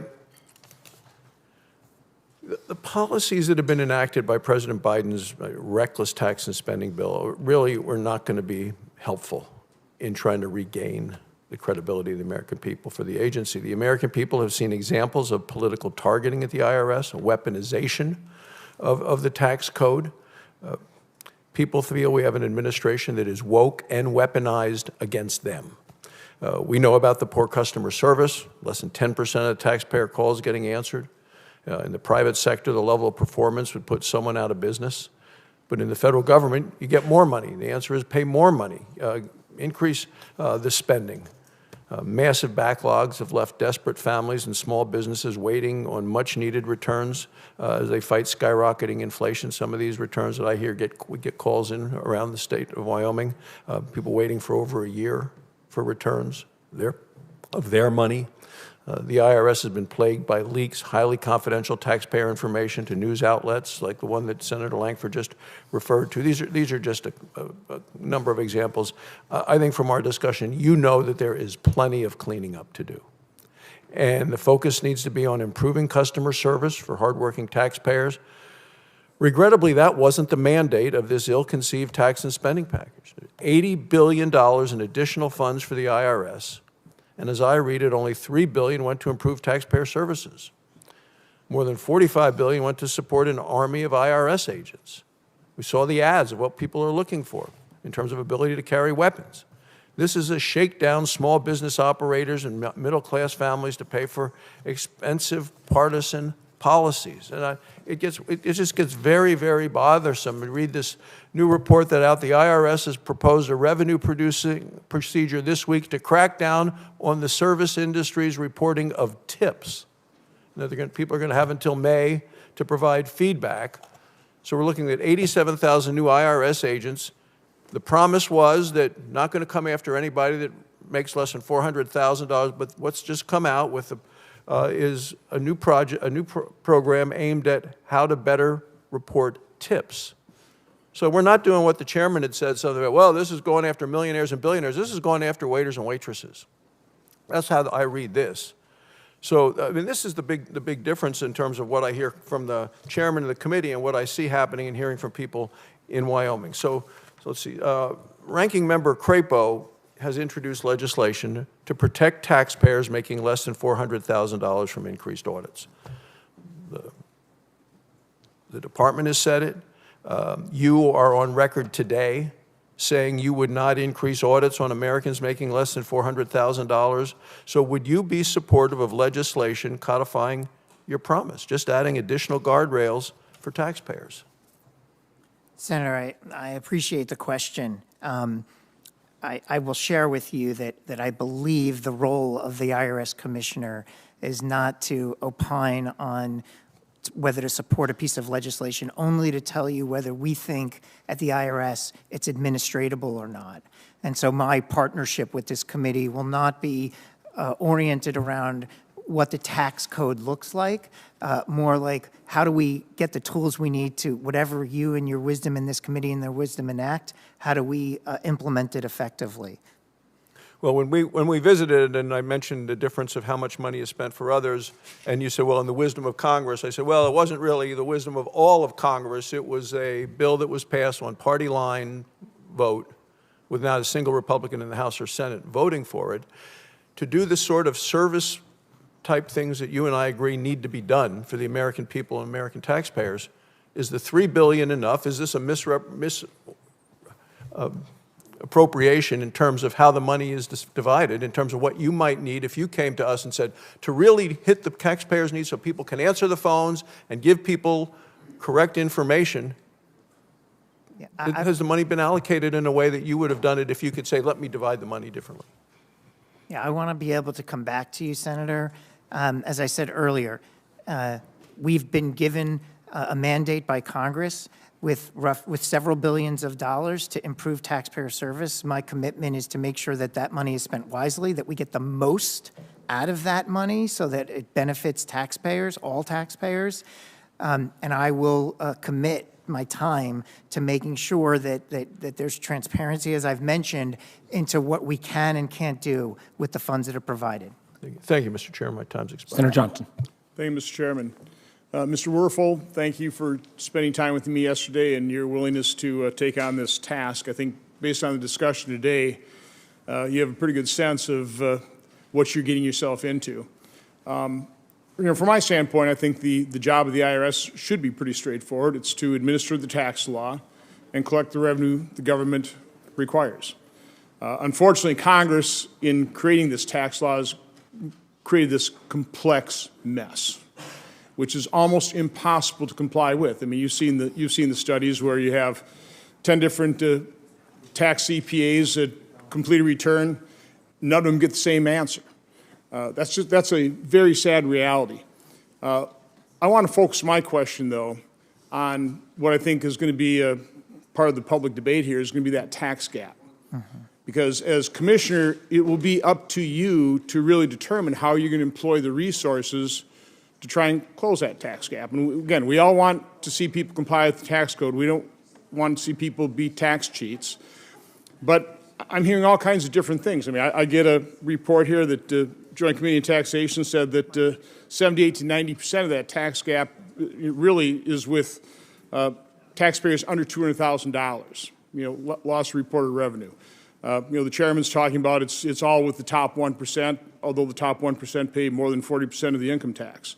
So I want to get your sense of where is that tax gap really occurring? I mean, what types of taxpayers? How much is due to just complexity of the tax code? Yeah, well, Senator, I appreciate the question. I think that I start with, you can start with some basic facts, and I think about the fact that most Americans, working families, pay their taxes through their payroll. And then, therefore, the IRS has 99% of the information it needs to assess a balance due. And then just based on research and studies and what's been publicly reported, the very intricate, complex returns or filings from high-income taxpayers, that's very different. That is not paid through the payroll. There's a whole host of different issues that come up, and I've seen estimates that say as much as 20% of that income is opaque and shielded from IRS view. So let me just quickly interrupt. Please. There's always a big deal made out of these big companies that pay nothing. Big companies oftentimes have IRS agents in their offices, right? Correct? I'm not sure I follow, Senator. Well, I mean, large companies have, massive tax departments. Oftentimes, IRS agents are basically embedded to make sure that they comply. The big companies that pay zero are just complying with a very complex tax code, correct? And you generally have IRS agents there making sure that they're complying as best they can with the complex tax code, correct? Senator, I'm not sure. Just because I'm not as familiar with what I understand right now, and I need to learn more if I'm fortunate enough to be confirmed, is that IRS agents or revenue agents, they don't feel they have the capacity or the understanding to unpack the complexity of some of these activities. If up to 90% of the tax gap is in with misreported income of people making less than $200,000, I mean, are we just going to misspend all kinds of money trying to go after the wrong group of people? Particularly if we're saying, we're not going to touch anybody making under $400,000. I mean, how much of the tax gap is with illegal activity, things like drug trafficking? Again, I'm trying to get a sense of where you really do think the dollars are. And if the dollars aren't, again, there certainly are dollars at the top, but if there's not enough, I mean, are we going to spend more money trying to get money out of, the taxpayers that don't represent the huge amount of the tax gap? Senator, I think I always start with this guiding principle, how do we build trust? So to answer your question, I would say for high-income taxpayers, I think we can build trust across all taxpayers by saying we're going to do a better job understanding their balance due than we do today. Because if you're an honest, hardworking American who's doing your taxes effectively, you should expect large corporations and high-income taxpayers to do the same. For the rest of the tax gap that you're describing, my going-in hypothesis is the way to build trust is to understand what are the highest priority areas to go after. Are there unscrupulous tax preparers that we need to assess? Are there individuals or organizations that are looking to evade taxes, and is there a way we can focus on that versus others that are honest taxpayers? So I don't know yet because I'm not there, but the commitment here is to better unpack the tax gap for you and for the American people so there's clarity on exactly how this all shapes up on a go-forward basis. Okay, we need to look at the actual data and go based on the reality situation rather than just rhetoric. I agree. Evidence-based is critical. Thank you, Senator Johnson. Senator Blackburn is next. Her first question. Thank you. Committee. Thank you, Mr. Chairman. Yes, indeed it is. Mr. Werfel, welcome. We're delighted you're here. And I'm so pleased your country music-loving wife is with Yes, you today. I mentioned Being a that. Tennessean, we discussed this yesterday, and have to get you to Nashville. I want to go back to the question that Senator Barrasso was asking you about on the service industry tax compliance. And I've heard a lot about this in Tennessee. People in the service industry, hairdressers, wait staff, delivery personnel, gig economy workers, and they are incensed by this. Many of them are women, and they're sole providers for their family. And you have said to Chairman Wyden and to Senator Crapo that you're not going after people under $400,000. So let me ask you this and put it to you this way. How many waiters, waitresses, hairdressers, barbers, gig economy workers do you know that are making more than $400,000 a year, and why would they be targeted by this administration? Senator, thank you for the question. I think if the IRS is successful going forward... How many do you know? Well, if the IRS is successful going forward, then the individuals and the occupations that you mentioned will see only impacts in service improvements, in particular with the Inflation Reduction Act funds, versus an increase in any audit rates. That's the goal. This is the contradiction. Please. You can say you're not going to go after anybody that is making less than $400,000. I don't know anyone in this category that would be affected by the service industry tip compliance program that is making more than $400,000 per year. So what you have done is to segment them out and say, we're carving you out so we can tax you more. And this is why there is such a contradiction in what this administration says and what it actually does. Let me return to a couple of questions that we discussed yesterday. Commissioner Reddick said, this is at a Finance Committee hearing last year, 53% of the IRS employees are in a full-time telework capacity. But as we discussed yesterday, this is concerning, considering that the IRS only picks up the phone about 20% of the time. And getting people back to work is going to be an imperative, getting them back to full-time work.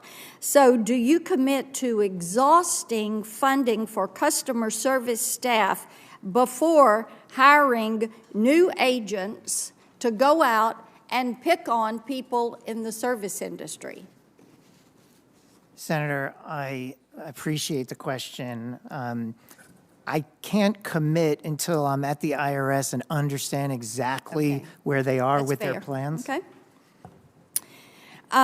Let's talk about protecting data, because this is something the IRS has had kind of a checkered past when it comes to protecting consumer data. In 2015, over 700,000 Social Security numbers may have been stolen. 2017, the IRS notified Congress of over 100,000 federal student loan accounts that were accessed in a data breach. ProPublica in 2021, I think it's safe to say that there is a data security issue at the IRS. And so what I would like for you to do, if you are confirmed, is give us a plan and a timeline for implementing that plan for keeping citizens' data, taxpayer data, safe. Would you do that for us? Yes, Senator. In fact, when I think about the data security issue and I think about the discussion that we're having on the Inflation Reduction Act today, the increased resources that the IRS is receiving under the Inflation Reduction Act, there's part of those funds that can be used to shore up data security, whether that's through technology, training, et cetera. So when the plans come together for the Inflation Reduction Act, they should reflect the very question you're asking, which is, what are the steps we're doing to be on a continuous improvement journey to improve data security? That is helpful, and we would hope that part of that plan is more customer service agents and less field agents that are going to go audit people who do make under $400,000 a year. Thank you, Mr. Chairman. I thank my colleague, and let me just say to her, I know that this is an important issue. My understanding, and we'll be talking to the agency and both the Secretary and Mr. Werfel when confirmed, I believe he will be, this is a voluntary program. Let me emphasize that. A voluntary program, no mandates. So my understanding is if a restaurant believes that this voluntary program will make it possible for them to more easily comply with existing tax law, they would have a chance to do it. But I want my colleague to know that I'll look forward to staying in touch with her and working on this. Thank you, Mr. Chairman, because voluntary programs end up becoming mandates, and people in the service industry are so concerned about this tip compliance. On my watch, I assure my colleague, this is not going to be a mandatory program. We are being told the concept is voluntary if a restaurant chooses to do it, so there is no requirement, whatever, and they decide that for them it would make it easier to comply with existing tax law, they could do it. So my colleague asked a question about mandates, not on my watch for these restaurants. I thank my colleague. Our next senator will be Senator Cassidy. Mr. Werfel, congratulations for being nominated. Thank you for accepting. I thank even more your wife for allowing. Thank you for all that. I'd like to continue the conversation that Senator Blackburn initiated, but it would be a continuation of the conversation we had yesterday. And for context, I'll submit for the record a publication by ATR speaking about the problems that the IRS has had for the last 40 years to upgrade its information system. For 40 years, there are headlines such as 1.5 million tax returns delayed in processing from 1985. In 1982, grossly short of the capacity and modern state-of-the-art efficiency essential for an effective IRS system by the then director. 1986, IRS ends computer contract. The list of uglies just continues all the way up until now. My staff has looked to see that we're currently spending about, or IRS is, $200 million a year for information services, which we presume is to upgrade your systems and to monitor and to have them go. And the IRA gave the agency another $4.75 billion over 10. Frankly, this looks like good money after bad. You had mentioned yesterday the antiquated systems you have, and one of these things I have says that something that was supposed to be completed in 2014, the GAO says will not be completed till 2030. So what I'm asking now is not to revisit all that, not your fault, but it's just a mess. And we're just wasting dollars on stuff for the last 40 years we've never accomplished. What are your thoughts about doing what the Department of Defense has done, which is to move this into the cloud, to allow a cloud-based service, which, as in its work for DOD, has established that it can do things for the federal government with greater security, not the data leaks that were previously referenced, and the ability to handle highly classified material, as opposed to, again, one more time, thinking that we're going to redo something when we never do. Thoughts? Thank you, Senator. I think that this question about information technology and how to make sure that going forward IRS investments are performing better for taxpayers is front and center in my priorities if I'm confirmed. To your question, and I just want to make a quick point, I spent a large part of my time at OMB, starting in the Bush administration, extending into the Obama administration, assessing the progress of information technology investments across government, and I learned a lot about why these projects tend to fail. One of the reasons, I think, is that we don't always have the right set of alternatives. Let me stop, though. Yeah. Because what you're really talking about is the current systems we have and why they are never upgraded. It looks like DOD just said, no, we're going to a different paradigm. And because if history is prologue, these systems are not going to get fixed. We're going to be talking about a system running on Fortran and COBOL in 10 years. So I'm asking about an openness to moving it to the cloud, allowing an entity such as does for DOD to manage these systems. And the point I was going to make, Senator, is that that should absolutely be one of the alternatives that is investigated. I think there's been a theme during this discussion of, will you make decisions with evidence base? And I will, if confirmed. And I can only make a decision on IT if it's evidence-based, if I look at that type of alternative and understand, is that the best interest So let me of the stop you. taxpayer? I only have 5 minutes. That's why I'm being rude. I apologize. No, yes, sir. But you were at OMB. The thing that so impressed me under a Republican and a Democratic administration, you were like up to here in looking at information systems. Yes. You may have even weighed in on the deliberation for DOD to move over into the cloud. So knowing that this isn't something that you'll have to learn from scratch, but rather bring a great deal of experience to, as you weigh it, knowing that you may find something different, how does it weigh now? Yeah, I would give this serious consideration. I think, I think we want to move systems into the 21st century. And it goes without saying that technology that's enabled in a cloud, as you point out, can be secure, it can be more efficient, it often can be more cost efficient, and so absolutely it has to be an alternative. It's premature for me to give you a firm answer. I want to do the right thing and understand the process and go through the process, understand the right analytics, but absolutely it should be up for consideration. Thank you very much, and again, thank you for considering this job. Thank you, Senator Cassidy. Our next three will be Senator Brown, Senator Tillis, and Senator Cornyn. Senator Brown. Thank you, Mr. Chairman. Mr. Werfel, thank you for your willingness to serve and willingness to do today what you're doing. My colleagues on the other side today have raised concerns about error rates with the child tax credit and the earned income tax credit, two tax cuts for working families that are so important for so many. I want to get your thoughts on two bipartisan proposals to get the error rates down. Presidents of both parties, your predecessor appointed by President Trump, who I would add your predecessor did a good job beginning the child tax credit, wish that he could have kept going with it. They've asked Congress to give IRS the authority to establish minimum competency standards for paid tax preparers. I recognize you're not in this job yet, but give us your best estimate if paid tax preparers had to demonstrate a bare minimum expertise in tax preparation. Do you think we'd see fewer errors in the ITC and the CTC? Yeah, I think that's intuitive, Senator. I absolutely think that strengthening the overall performance and skills of tax preparers would go a long way. And I assume you're saying Congress should give IRS this authority, yes?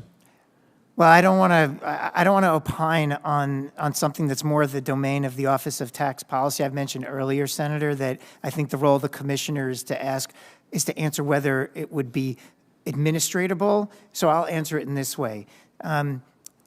Problems with tax preparers degrade the integrity of the tax system. So should we look for solutions to improve it? Yes. Okay. Mr. Werfel, the Volunteer Income Tax Assistance, the VITA program, which the IRS supports, has a 94% accuracy rate. I worked with Senator Heller when he was here from Nevada some years ago to authorize the VITA grant program, recognizing this was a way to ensure accurate EITC and CTC returns. If you're confirmed, will you work with me and I hope colleagues on the committee to strengthen the VITA program? Yes, I will. Thank you. Turning to an issue I know Senator Crapo and Senator Langford asked about, the 1099-K reporting threshold. I want the IRS to do a better job holding corporations accountable when they cheat on their taxes. What I don't think the IRS should be spending its limited resources doing is burdening Ohioans making simple transactions on third-party platforms. I was pleased the IRS delayed the new $600 1099-K threshold. That's simply too low. It ought to be higher, and I think there's general agreement on this committee of that. I know you're not in the job yet. For that reason, you don't have firsthand familiarity with their operations. But does it stand to reason that if 1099-K threshold were higher, the IRS would have fewer forms to process, and for that reason would be able to focus its resources more efficiently? Senator, if I understand your question, yes, a simpler framework would be easier to implement. That's the type of feedback that I think an IRS commissioner can provide to this committee. Okay, and we will make those requests once you're confirmed. Last few seconds, I want to join Chairman Wyden and my other colleagues in raising our concern that black tax filers are 3 times more likely to be audited than white tax filers. I know this is of great concern to my colleague on this committee and ranking member of the Banking Committee, which Senator Tillis and I serve on. This is great concern to Senator Scott. I know you committed to Senator Wyden to report back within 60 days of starting the job. We look forward to working with you on that. So thank you. Thank you. Thank you, Chair Wyden. Thank you, Senator Brown. We'll work very closely with you on those issues. Thanks. All right, let's see. Next is Senator Tillis and then Senator Cornyn. Thank you, Mr. Chairman, and thank you, Mr. Werfel, for being here. I appreciate it, the time that you and Ron spent in my office yesterday covering a lot of questions, and also want to welcome Beth, Molly, and Seth. I heard what Senator Blackburn said about coming and visiting Tennessee. Great state, lived there, but I know where your roots are planted. Thank you for being willing to take on this role. I don't think there's anybody who's in this position that knows that the IRS needs to modernize, change, be more customer-focused, and I gathered some of that from your discussion.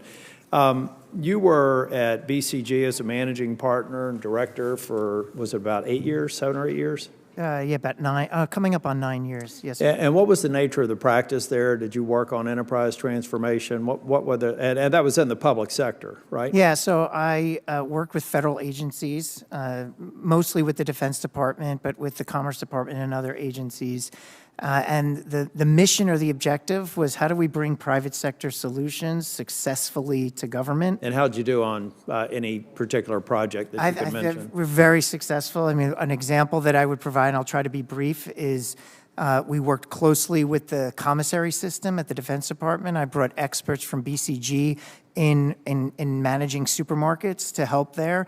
We introduced a private label brand for the first time, and we saved hundreds of millions of dollars in how they acquire goods. I think that it's important to know that somebody with some enterprise transformation experience, particularly in the public sector, is desperately needed at the IRS.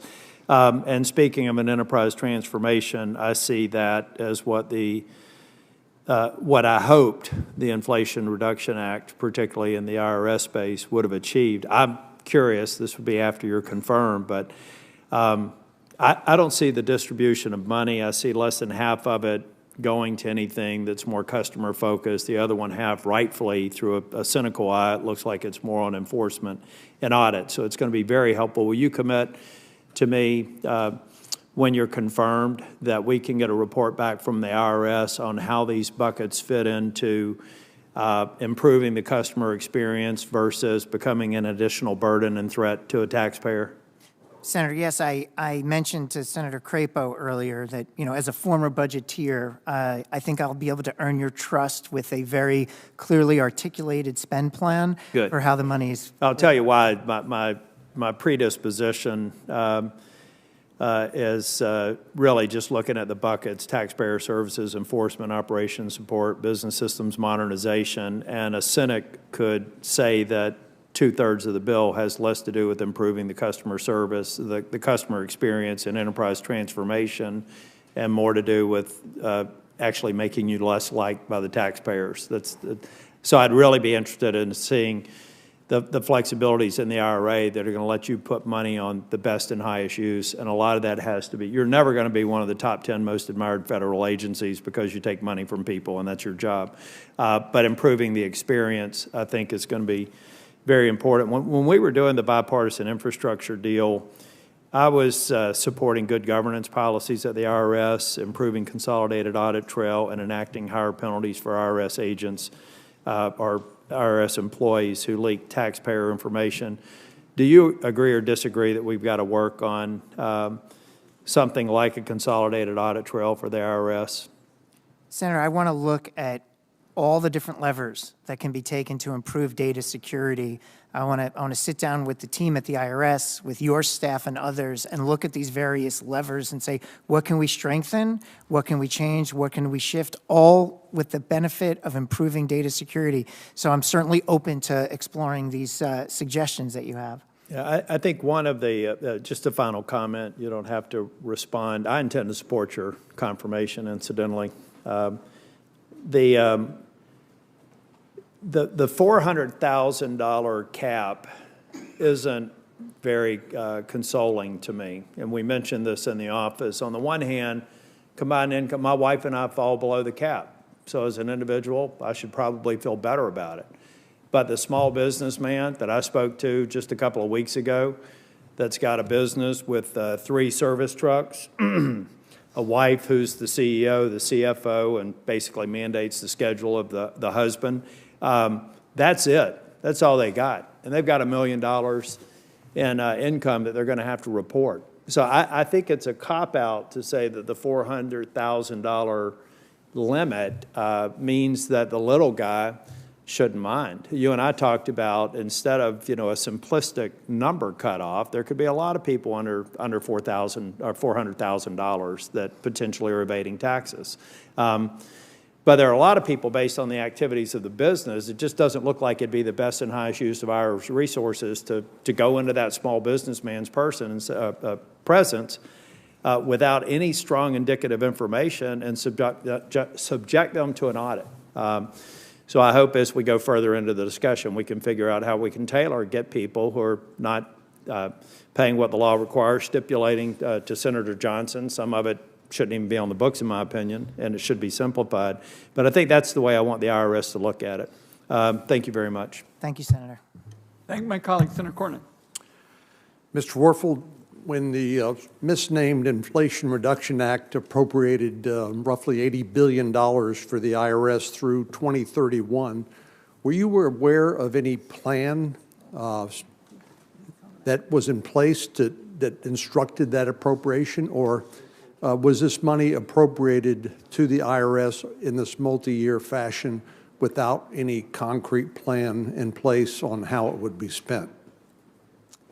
I'm not aware of a plan that's been published. I am aware that Secretary Yellen has asked my potential predecessor if I'm confirmed for such a plan that you described.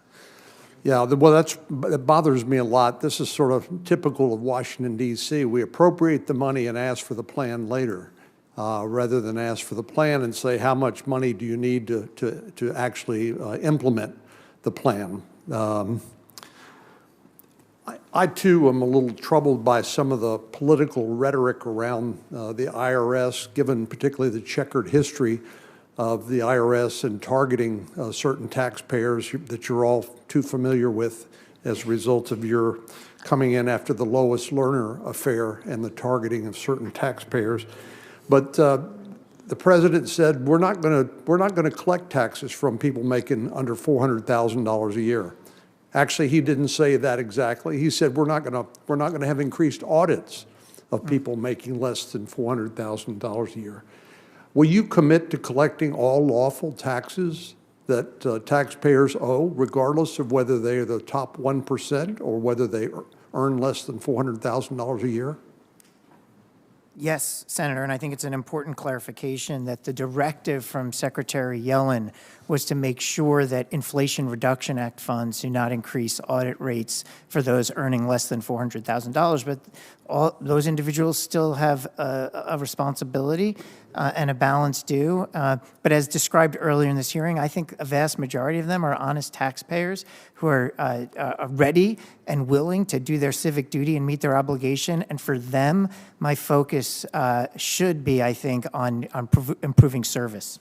Well, let me ask you about the Treasury Inspector General on Tax Administration's report for fiscal year 2021, because I think the record of the IRS with regard to implementing some of the tax credit provisions that I assume have come up here before today leave a lot to be concerned about. For example, 28% of total earned income tax credits were improperly made, 28%, 13% of additional child tax credits were improperly paid, and 26% of American Opportunity tax credits were improperly paid. This has been a long-standing issue for the IRS. Please tell me that you're going to look into that and try to make sure that people who are receiving money from the federal government, other taxpayers in effect, through improper payments, tell me that you're going to look into that and try to reduce those numbers dramatically. Senator, absolutely. I mean, I've talked about my background a lot today. For a while in government, actually for many years, I was known around town as the improper payments guy. That was my job for both President Bush and President Obama. I've thought a lot about this issue, and certainly will focus on it when I'm there if I get confirmed. Well, I'm a little concerned that when I hear one of my colleagues suggest this is a problem with unlicensed tax preparers only. It strikes me that no matter who is preparing the tax return, that it's the responsibility of the U.S. government and the IRS in particular to make sure that improper payments are not being made. Would you agree that both of those are important? Yes, both. I mean, look, we should. It's all about building trust and improving program integrity, and we should be addressing improper payments for sure. Well, ultimately, I think there are three simple questions that we need to ask about whether the IRS is meeting its stated mission. One, did taxpayers find filing their tax return easier in the current year than they did in the previous year? Secondly, were taxpayers' questions and problems handled as smoothly as account inquiries for their bank, credit card company, or utility? And third, did IRS personnel treat taxpayers respectfully and professionally? Obviously, we know the IRS has had a long history of struggling to meet those goals, but I hope it's your commitment to us here today that that would be your intention. Yes, sir. Thank you. Thank you, Senator Cornyn. I think Senator Whitehouse is next. Thanks very much, Chairman. Good to be with you. Best wishes to you in your pursuit for one of the more challenging and least popular jobs in town. Couple of things. First, some of us here, particularly Senator Crapo, but many of us have worked together on trying to make the United States a less attractive haven for foreign criminals and kleptocrats to hide their ill-gotten gains. One of the means for doing that is something called reciprocal FATCA, so that we trade information with other countries. Are you familiar with that? I am, Senator. Are you generally in favor of that? Yes, FATCA was on the books during my brief stint at the IRS in 2013. I gained an understanding of the importance of working internationally to eliminate safe havens. I think, you know, the idea of a Swiss bank account is more and more in the rearview mirror because of FATCA, and I think, but obviously there's more work to be done. The code of trust is more impenetrable. Yeah. So, if you don't mind, when, as and if you're confirmed, I'm going to ask for your advice because we are drafting a reciprocal FATCA statute. We want to make sure we can get the details right with you. You okay with that? Yes. Second, the plan for IRS reform, I'd love you to share it with us as soon as you can so we have an idea whether you're complying with what I think our three goals were, which are better customer service, more rapid refunds, and real diligence in going after the returns of complex high-income filers who appear to have been getting away with a lot of mischief at the high end of the income spectrum. So if those are your three goals, I'm for it, and I hope your plan will bear that out. Yes, Senator, I'm aligned with those goals and values. And last is the problem of 501Cs, particularly 501c4s, but the problem is spreading a little bit. The first thing is that we have seen political money flow through 501c4s in explosive, unexpected numbers. Nobody ever thought it was going to be like this years ago, but here we are, literally billions of dollars pouring through, hiding who's spending the billions. And I'm interested in finding out what the IRS is doing just to track those numbers, how much is flowing through. So that's problem one, scale. Problem two is what happens when 501c4s glom together into a pod and the donation goes into one, 50% on politics, the other 50% to another, 50% on politics, now it's 75, 50% the remainder to another, 50% on politics, now you're up to 87. And if you've got 4 or 5 of these things that are just donation cycling like that, you can blow through the nominal IRS 50% limit with very little schemery, and we should try to penetrate that schemery and figure out if that's happening. It seems to me that that was not the intention of the 50% rule, that you could pod together a bunch of 501c4s and end up having essentially all the money go into politics in a coordinated effort. So that's the second thing. And the third is the standard political operation right now is a 501c3 and a 501c4 that are essentially twins. They have the same staff, they have the same location, they have the same donors, they probably have the same email systems and everything else. That boundary between a 501c3 and a 501c4 is something that I think is worth protecting because there are differences between the two.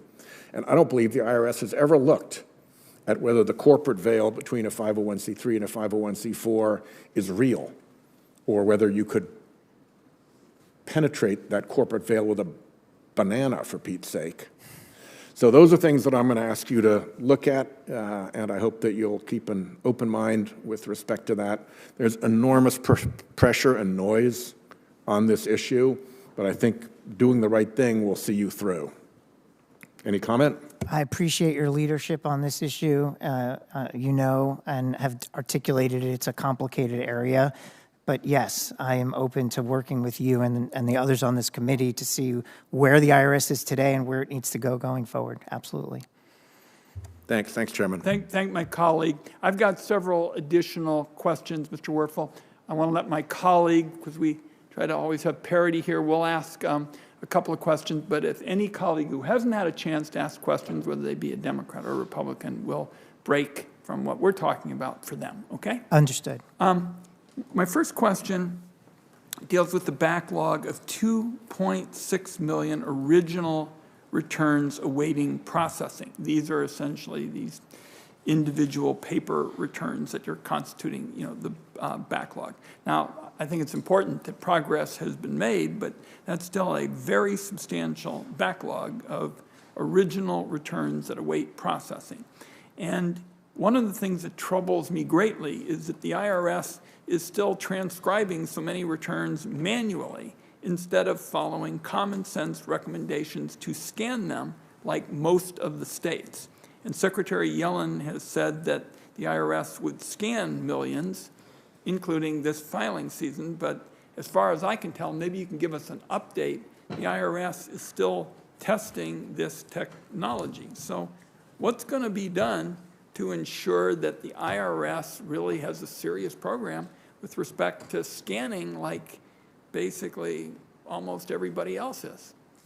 Senator, thank you for the question. I think one of the things that motivates me about wanting to be the IRS commissioner is a picture that I think was in the Washington Post months ago. I think it was a cafeteria in Austin with a table full of paper returns. And I thought to myself when I saw that picture, there are technologies emerging that can potentially rapidly scan them and do so in a way that creates them into machine-readable content that would allow that backlog to be reduced quicker. Since I'm not there, Senator, or Mr. Chairman, I'm not sure where the IRS is on that, but I think it's a huge priority to enhance scanning so that we can move out of paper. I just hope that you all will move more quickly on this, because I've been hearing the scanning is coming, and it always sounds like the marquee at the old movie house where people say, oh, it's coming soon, the picture is coming soon, but it doesn't get there, and I think we gotta get going. So we're gonna let Senator Carper and Senator Young ask the next questions, and at that point, depending on whether additional colleagues will come, then it would be Senator Johnson's turn since I asked an additional question. Senator Carper. Yeah. Senator Wyden, thanks so much for this opportunity. Senator Johnson, nice to be with you. Congratulations, Ron, on being named our ranking member. So, I want to talk, how's it going so far? I think it's going well, Senator. Good, thank you. I look to his family behind us and give a thumbs up. What do you guys think, huh? All right, you look mighty proud, you should. One of my proudest responsibilities as a U.S. Senator serving the people of Delaware is supporting my constituents. We've got exactly 1 million people live in Delaware now. who come to Chris Coons and Lisa Rochester and myself with various federal agencies. They want to help with various federal agencies.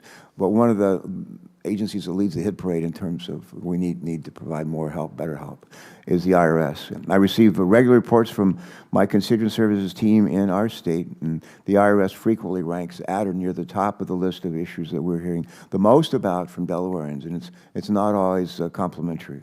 I was very heartened to see that since the Inflation Reduction Act was enacted last fall, the IRS has already begun putting the funds that Congress provided to good use. Some of my colleagues have already mentioned this, but I think it bears repeating. Since hiring 5,000 workers to staff the phones using Inflation Reduction Act funding, the IRS is now answering 90% of taxpayer phone calls this 2023 tax season. That's up from, get this, 13% of the calls answered during last year's tax season. So from a lowly 13% to 90% as a result of the ability to hire that additional 5,000 workers says volumes. What additional measure? Now, let me just say, when I was privileged to be governor of Delaware, we had there was something called J.D. Powers Quality Awards, and that would go to a company in our state or a nonprofit in our state. Last year I was governor. It went to the Division of Revenue, which is like the state version of the IRS. They won the Quality Award for service that they provided to the people of Delaware, and I want to see some of the IRS get that kind of recognition for quality. But what additional measures would you take as commissioner to ensure that the IRS is responsive to taxpayers who need assistance? And how will you improve transparency and communications between the IRS and taxpayers across the board? Senator, thank you for the question. And, you bet. And I too am learning of this information of improvements, significant improvements, it sounds like, in terms of call rates answered. But beyond that, I think we also want to put people in taxpayer assistance centers. I've also heard reports that taxpayer assistance centers aren't staffed the way they need to be, so there's long lines there or people can't get in.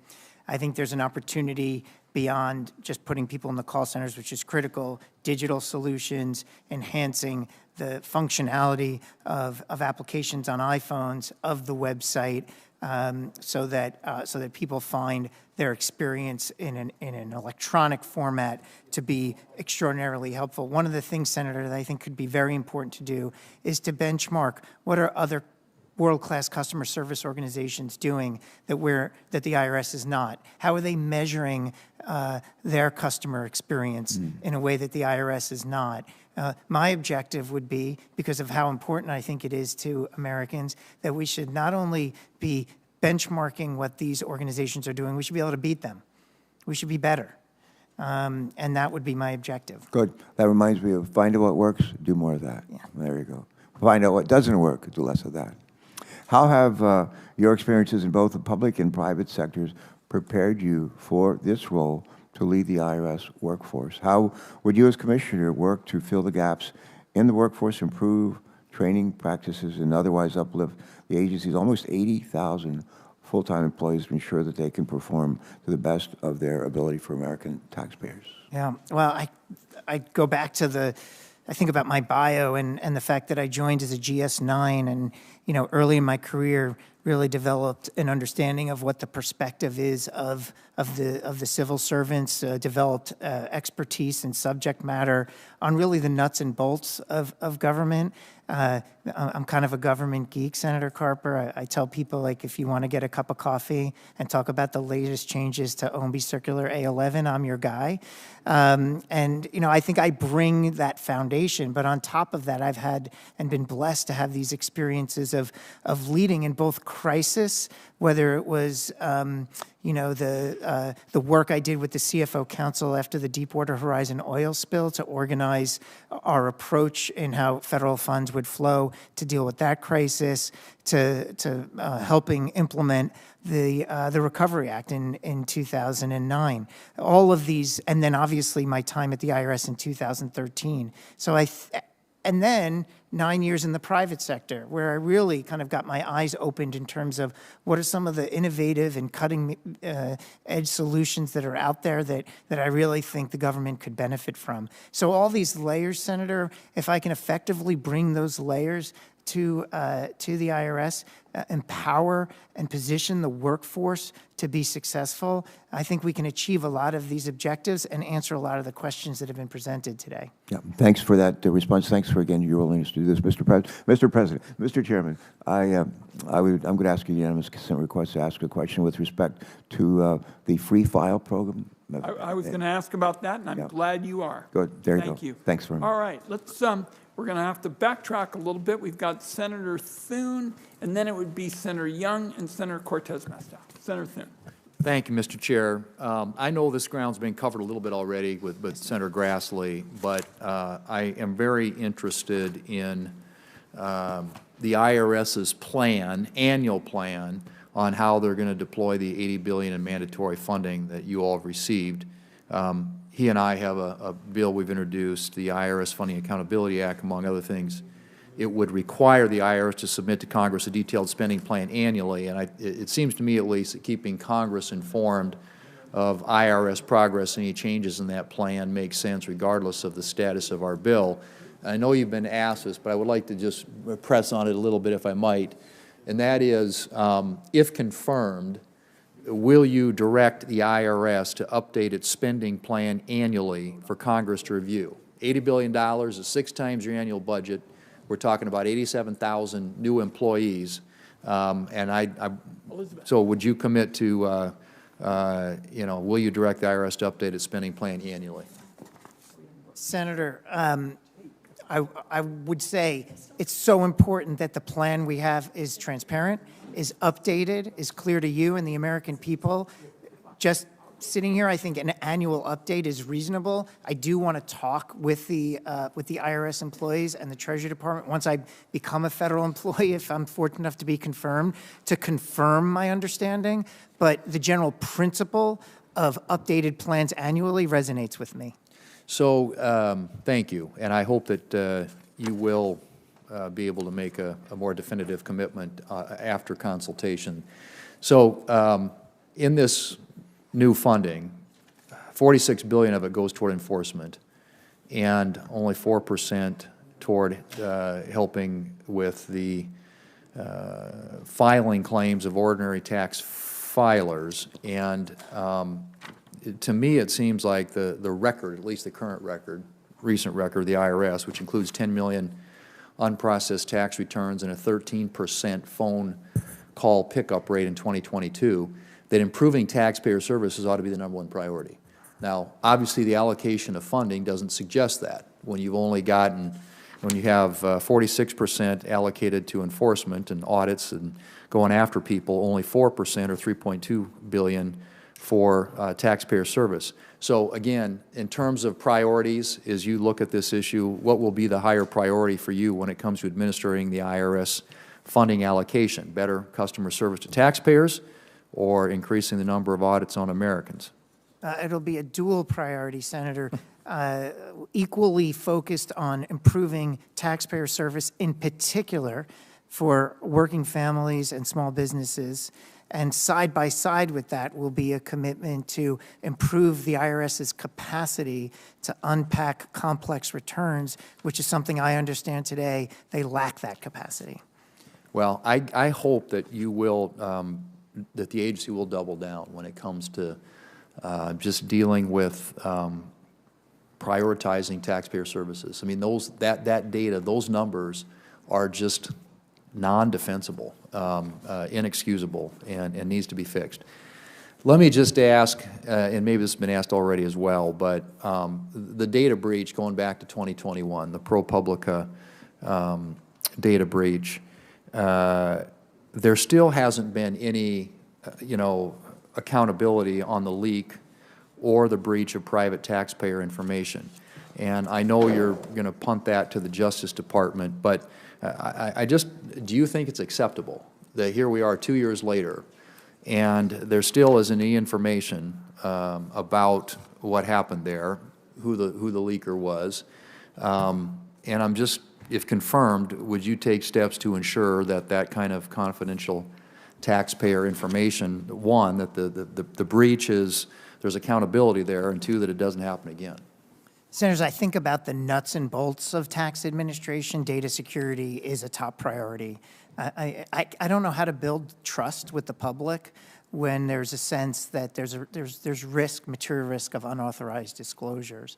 What gives me some degree of comfort, you mentioned the Justice Department, but what gives me some degree of comfort is the Taxpayer Inspector General is extraordinarily important role whenever there's a potential breach to understand the root cause. So one of the things that I will absolutely do is work with the Inspector General to understand what do they see as the risks and any specific action or activity that's taken place. Have they investigated? What are the root causes? Are there corrective actions? Because if there are, we will make them. Okay, and I just again would reiterate that it would help enormously if there would be accountability for those that have already happened. We don't have that yet for the one that happened in 2021. Thank you, Mr. Chairman. Good. Senator Young, you're up next, and followed by Senator Cortez Masto. Thank you, Chairman. Welcome, Mr. Werfel. Good to have you before the committee, and congratulations on your nomination. I've been overseeing the IRS for a number of years, and it's really unfortunate between targeting of particular taxpayers for their political beliefs and the backlog and returns. There's been a significant downward trend in terms of public trust for the IRS institutionally, and I think also in terms of service delivery. I've been seeing all kinds of problems. So I'm hoping you're the guy who can help turn all of this around. The IRS is receiving a substantial amount of money, $80 billion, and that's on top of their $12 billion a year typical budget. So we need to make sure that is used effectively and efficiently. So as it relates to funding, the IRS has had serious transparency issues over the years, and the garbage in, garbage out principle has applied to their dashboard of statistics at times. Some recent headlines trumpeting the vast improvements of the IRS's phone service based upon the IRS's so-called level of service statistic. National Taxpayer Advocate has indicated that this level of service statistic really cooks the books. It's not an accurate reflection of the genuine level of service. It omits the fact that the IRS call volumes are actually down significantly to date as compared to last year, nearly 41% overall. And all else being equal, if you have a lower number of phone calls, that will increase the level of service statistic. But what we've actually seen is the IRS has actually answered 200,000 fewer calls to date this year as compared to last year. So I'm hopeful that you can take a look at that statistic in isolation, but also attend to the other metrics to review performance. Mr. Werfel, I know measuring performance is important to you because we have discussed this. Do you agree that the IRS or any other federal agency should not be relying on this sort of flawed data to make decisions? Senator, yeah, I think about I don't know that this data is flawed. I do know that it's really important that decisions that are made in tax administration or any government agency, that it's analytically robust, that there's an evidence base that guides it, that there's integrity in the information that's being reported publicly or being used behind closed doors to drive decision-making. So if there are questions about the integrity of a particular metric, right, I will roll up sleeves and get to the bottom of it. Great. Just making sure that you're embracing what I would regard as the right principle of administration. You don't have to speak to any particular statistic, but do you commit to me here that you will make sure that the IRS is only providing, disseminating, using unbiased and informative data? Yes or no? Yeah, absolutely. We have to be unbiased in what we do. Okay, thank you. TIGTA You mentioned how important this Inspector General is to provision of services. They recently reported that in FY 2016, the IRS's digital interactions with taxpayers on average cost only 20 cents per interaction, whereas other types of interactions cost the IRS hundreds of times more. $42 per interaction through phones, $57 per interaction through correspondence, and $68 per interaction at a taxpayer assistance center. I think that's somewhat intuitive, right? Not all interactions the IRS has with taxpayers can or even should be digitally based. I certainly acknowledge that, but there's a massive backlog of processing that needs to occur of returns. And that, to me, is sort of showcased in very stark terms that the current systems aren't sufficient to process those returns. Of additional concern, that this labor-intensive process that I think is disproportionately relied upon is 285 times more expensive than a digital one, according to TIGTA. So this is a double loss where taxpayers are paying a lot more for services that aren't meeting their needs. I'm going to ask you, because my time's coming to an end, if confirmed, will you commit to promptly providing me an answer, which I don't expect you to have right now, to the following question? Assuming the IRS had a working, fully digital platform for taxpayer inquiries and correspondence, how much less would the IRS have spent in FY 20, FY 21, or FY 22 to perform that function? I will work with the team to figure out what the best potential way to answer that question and come up with the most robust estimate. Okay. Thank you, sir. All done? All done? All right, thanks. Next, Catherine Cortez Masto, and she'll be followed by, I think, by Senator Warren. I believe you're next. Yes, Thank saving you, the best to last. Here we go. Thank you, Mr. Chair. Go ahead. Mr. Werfel, it's good to see you again. Yes. Let me start with a question that I had for you when you were gracious enough to meet with me and talk with me in my office. The IRS has programs that streamline tax compliance for tipped workers, like the tens of thousands that we have in Nevada that work in our hospitality industry. These programs use an average negotiated tip rate for employees of certain industries. In 2020, the IRS applied a series of rate reductions to employers participating in these programs because of the pandemic. Absolutely reasonable. Now the IRS has raised those rates up, and I am hearing in many cases our workers in Nevada are seeing rates higher than in 2019. That's pre-pandemic. So my question to you, and we've had this conversation, is simply this. Will you commit to working with our workers and employers in Nevada to ensure that there's a fair resolution to this issue? And at a minimum, we would like to see at least a phased-in approach, a phase-in that reflects the reality of the pandemic's impact in Las Vegas, which was so hard hit during the pandemic. Yes, Senator, I will absolutely work with you on this. You did raise this issue when we met. I've been thinking about the importance that this community have clarity on what is expected of them, understand the timelines, have an opportunity to respond to what the plan is. Those are all, I think, the right principles of tax administration, and I will work with you on that. Thank you. I appreciate that. Second question, and it's come up quite often in the conversations, and rightfully so, is customer service. Yes. The number one issue I hear in my state, and the concerns over customer service. The National Taxpayer Advocate provides an annual report to Congress. And in the 2022 report, there's a discussion around the problems encountered by taxpayers, include processing delays, complexity of the tax code, IRS hiring and training, telephone and in-person service, online access for taxpayers and tax professionals. In the report, however, the Taxpayer Service says that for the first time since the start of the pandemic, the IRS will begin 2023 in a better position than prior years to improve its performance for three reasons. One, the IRS has largely worked through its backlog of unprocessed returns. Two, Congress has provided the IRS with significant additional funding to increase its customer service staffing. And three, with the benefit of direct hire authority, The IRS recently hired 4,000 new customer service representatives and is seeking to hire 700 additional more.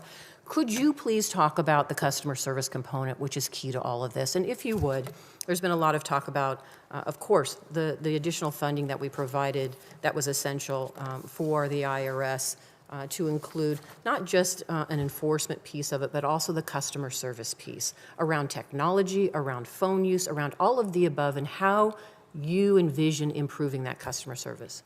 Thank you for the question. I think there's so many different levers that can be pulled to improve the experience that taxpayers have when they interact with the IRS. We've talked about, obviously adding more people to the call center so that more calls get answered is important, but there are others. There are technologies that can be leveraged to make the call center more efficient. There are technologies that can be embedded in IRS website or applications for smartphones. I think one of the things that I think is important is that the IRS determine more information from the taxpayers on what they want and what they expect when they come.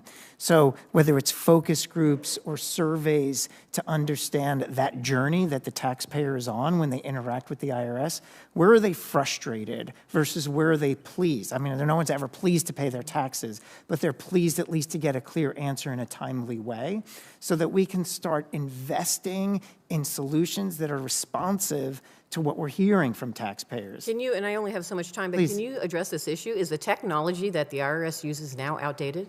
Yes, it is. Okay, that's what I want to hear, because it is. That's part of the problem here, and that's why we put this funding in there to help. Now, one other final thing that I constantly heard was this idea about there's going to be 87,000 agents that were hired to audit, and sometimes I heard that they would be armed. Can you address that? Are you intending to hire 87,000 agents to audit the Americans based on this funding? And I am not. I think it's patently incorrect. In fact, I enter the job with a directive from Secretary Yellen to not use IRA funds to increase audits on anyone earning less than $400,000, whether that be a small business or a working family. Instead, my understanding is the focus is to hire people with the understanding and capacity and talent to unpack very complicated, intricate returns, which is a capacity gap that exists today. So I think the notion of armed agents is incorrect. I certainly would have no intention of making that part of any plan going forward. thank you.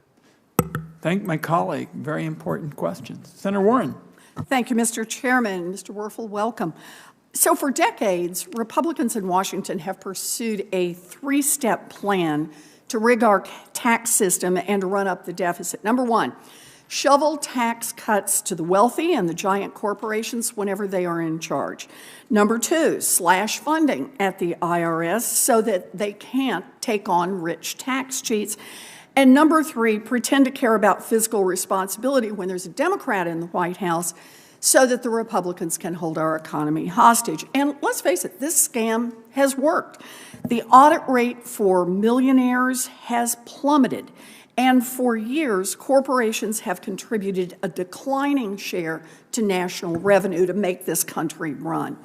And that's why the Inflation Reduction Act that Democrats passed last year imposes a new 15% minimum tax on billionaire corporations and provides the IRS with new funding to track down wealthy tax cheats. But the very first thing that the House Republicans did when they took power this year was to repeal the new IRS funding. So, Mr. Werfel, let me just ask, if that funding went away, would it make it harder or easier for billionaires to get away with cheating on their taxes? Senator, I think it would make it harder.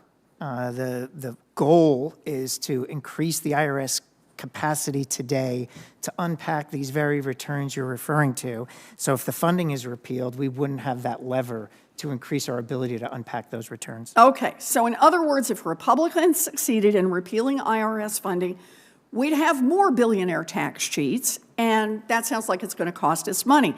So let me ask the rest of that question. Mr. Werfel, would the Republican bill to defund the IRS increase or decrease the deficit? It would increase the deficit. I typically look to CBO in terms of how they scored legislation. They scored the Inflation Reduction Act as a saver. So repealing Meaning reducing the deficit. Reducing the deficit. So if they repealed it, it would increase the deficit. I don't know the exact figure, but if I recall, they said it would increase the deficit by more than $100 billion. Yeah, yeah, and actually the Treasury's estimated it will cost even more if we don't do this, about $400 billion. And then there's the latest Republican scam, the so-called fair tax. House Republicans plan to vote on this to slap a 30% national sales tax on everything that Americans buy, from gas to groceries to housing to health care. And at the same time, it would scrap all the taxes designed around people pay according to how much money they have. So, Mr. Werfel, how do sales taxes generally impact lower income folks versus how they impact the wealthy? Sales taxes are regressive. Meaning? Meaning that they impact the low income in a more substantial way. They pay more. It's kind of a share of wallet. It's kind of, the more tax you have on a common good or services, a low income person is going to feel that in their wallet more than a high income taxpayer. In fact, one analysis of the Republican tax plan found that average tax bill for the bottom 80% of Americans under this Republican plan would increase by 50%, while the top 1% would save hundreds of thousands of dollars on their taxes. And then just last little piece, the cherry on top, the Republican tax plan would completely abolish the IRS, make the states do the dirty work of increasing the price of everything by 30%. But I want to go back to the question about billionaires cheating. So if this Republican plan were in place and billionaires buy and sell their mega mansions, their mega yachts, their private art collections, Mr. Werfel, would they have more opportunities to cheat on their taxes if the IRS were abolished and we had nothing but the Republican so-called fair tax law? Senator, I think you're raising a good point. In this world that this act envisions, where it's all sales tax rather than income tax, yes, you'd have very large, complicated transactions, whether it's a boat or a business.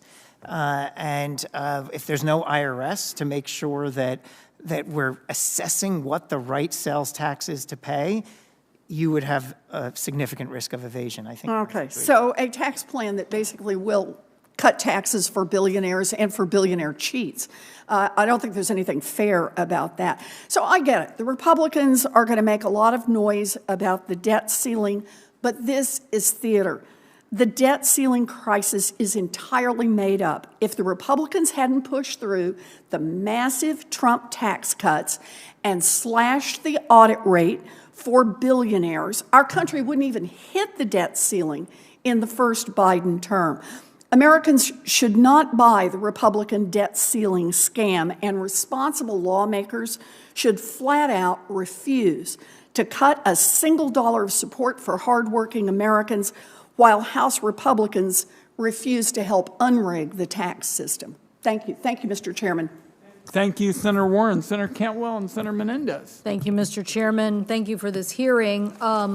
Congratulations on your nomination. Several of my colleagues have asked about the backlog, and I too want to ask about that.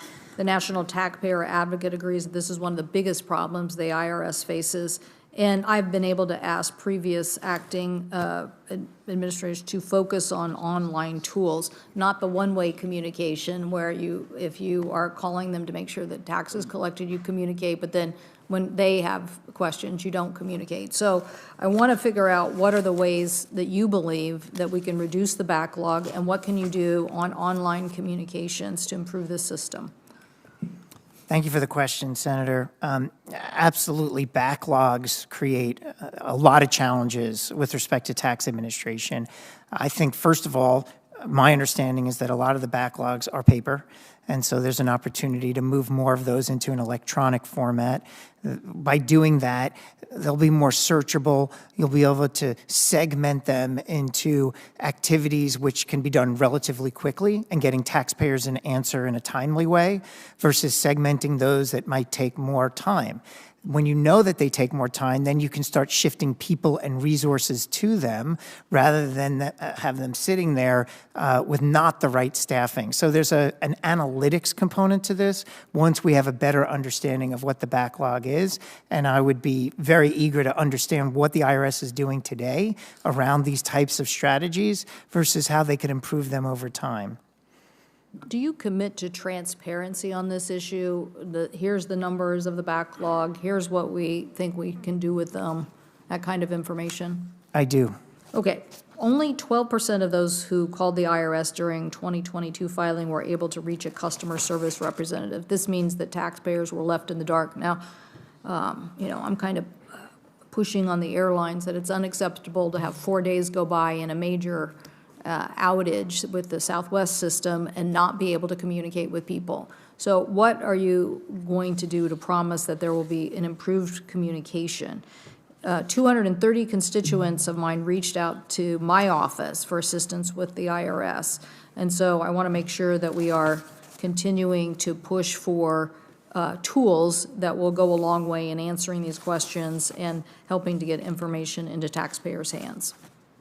Yeah, I think, Senator, kind of a next generation IRS should be able to communicate much more timely and effectively with taxpayers to understand what they're looking for and expecting in terms of how they interact with the IRS. What do they want the digital solutions to look like?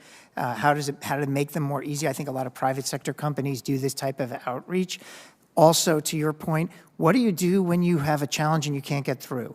What do you do if you can't get through to the taxpayer advocate? You can't get through to anyone in the government to help solve your problem, and you can't afford an accountant. These are the types of questions that I think we need to move forward aggressively to understand how to open up those lines of communications.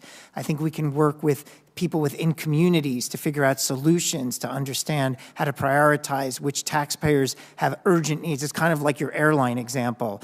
I'm about to miss my flight versus I have 3 hours, right? Can we figure out? Well, in this case, it was like, we're not flying for 4 days, right. and you can't get a flight, and I'm going to be stuck, or am I going to be stuck, or am I? So I think your ranking of the issues is a good idea. Like, you're trying to say, we're going to get this information, but people who have still lingering problems, you're not suggesting that you have to have an accountant to get that information, No, right? not at all. No. Okay, so, but you're pledging to me that you're going to look at some innovative ways to try to get two-way communications into regular taxpayer discussions who really have complicated cases that really do need an answer. Yeah, and I think partnering with the taxpayer advocate is critical to that effort, and I'm committed to doing that. Thank you. Thank you, Mr. Chairman. Senator Cantwell, Senator Menendez. Thank you, Mr. Chairman. Mr. Werfel, over the past year, I've led over 8 letters, many of them with a fair number of my colleagues, to the IRS about a range of customer service issues impacting taxpayers. I'm pleased that the IRS has implemented some of the measures that I've called for, like the expansion of overtime opportunities for IRS employees and creating surge teams, which have been critical in reducing pandemic-related tax return and correspondence backlogs. But as the new filing season begins, the IRS simply needs to do better. In 2022, a taxpayer who called the IRS had a 1 in 10 chance of speaking to a representative. Tax professionals have said that reaching the practitioner priority service is, quote, virtually impossible. So what do you consider an acceptable level of telephone service? It's a great question. First of all, I'm going to lose sleep if I hear about one taxpayer who called the IRS and didn't get through. So in some ways, Senator, I feel, maybe this is unrealistic, but in my heart, I want it to be 100%. But I mentioned earlier, I think in response to a question from Senator Carper, the strategy, I think, should be to benchmark. What are the best-in-class, world-class customer service agencies achieving in terms of call rates? I want to understand how they measure it, and I want to beat those metrics if I'm confirmed. Well, the National Taxpayer Advocate recommends an 85% level of telephone service as a minimum. Right now, as of February 10th, the IRS is answering 90% of calls. That's good. That is. But I want us to see a maintenance of that and hopefully a progression. Is that something you're committed to? Yes. And how do you intend to go about ensuring that the IRS is able to consistently provide this level of service? Well, I look at the Inflation Reduction Act certainly as an opportunity to strengthen the overall resources that we have, increase customer service, technology that is strategically placed within the customer service solutions that are efficient, that get certain questions that taxpayers have can be answered by technology, and we should be putting those in place and testing those. So I think sustaining it is coming up with a strategy and implementing that strategy for a higher performing service apparatus, which involves improved process, hiring more people, training those people, improving technology. I think all of these things will be part of a plan that I hope to work with this committee on for improving service and, as you raise, sustaining it. Yeah. Well, this is one of the efforts I've led here to try to have the resources, the chairman as well, for the IRS to do its job. Because in my view, the IRS is in the customer service business, and it needs to get back to basics. That means answering the phones, processing tax return, processing timely refunds, and which is almost along the lines of what people would expect of their elected representative. Answer the phone, give me a responsive answer to a mail that I sent you, and do it in a timely fashion. I want to echo, I understand that I was chairing a foreign relations hearing, but I want to echo the question of the topic of equity in tax administration.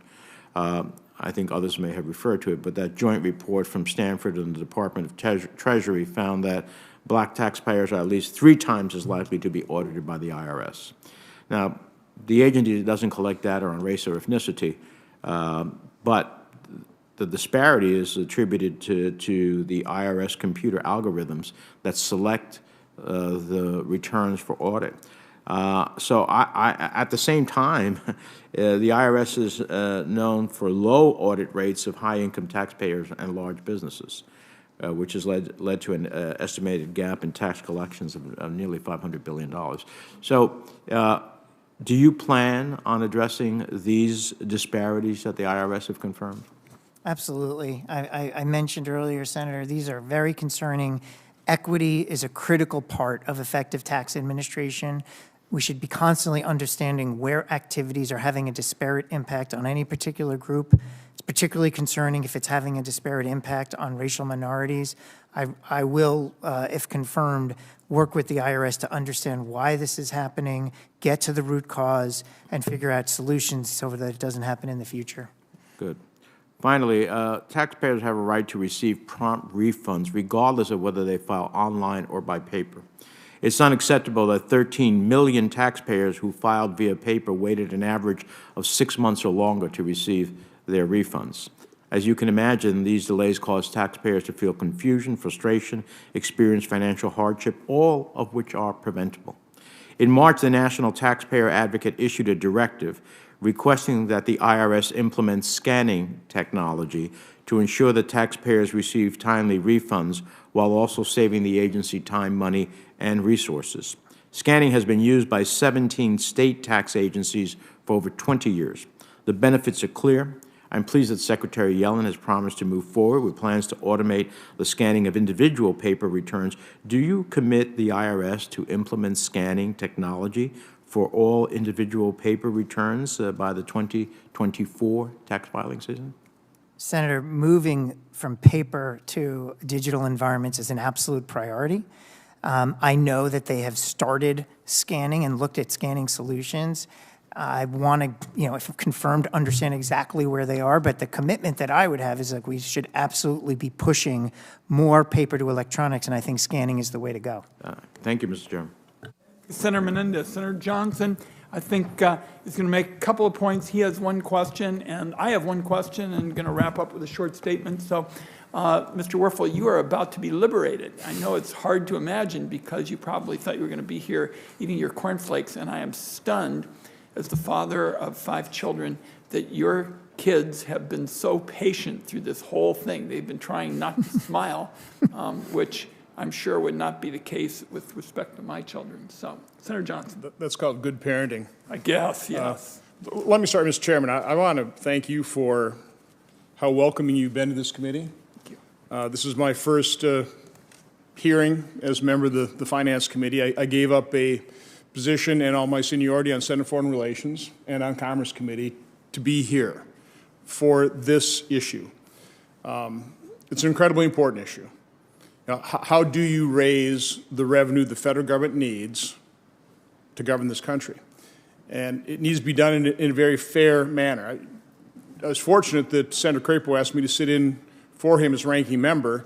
I was happy to do it because I wanted to sit through this full hearing. I wanted to hear what the committee was like. I wanted to hear the points made by the members. And what I did hear, an awful lot of areas of agreement. Now, there's no doubt about there's differences here, okay?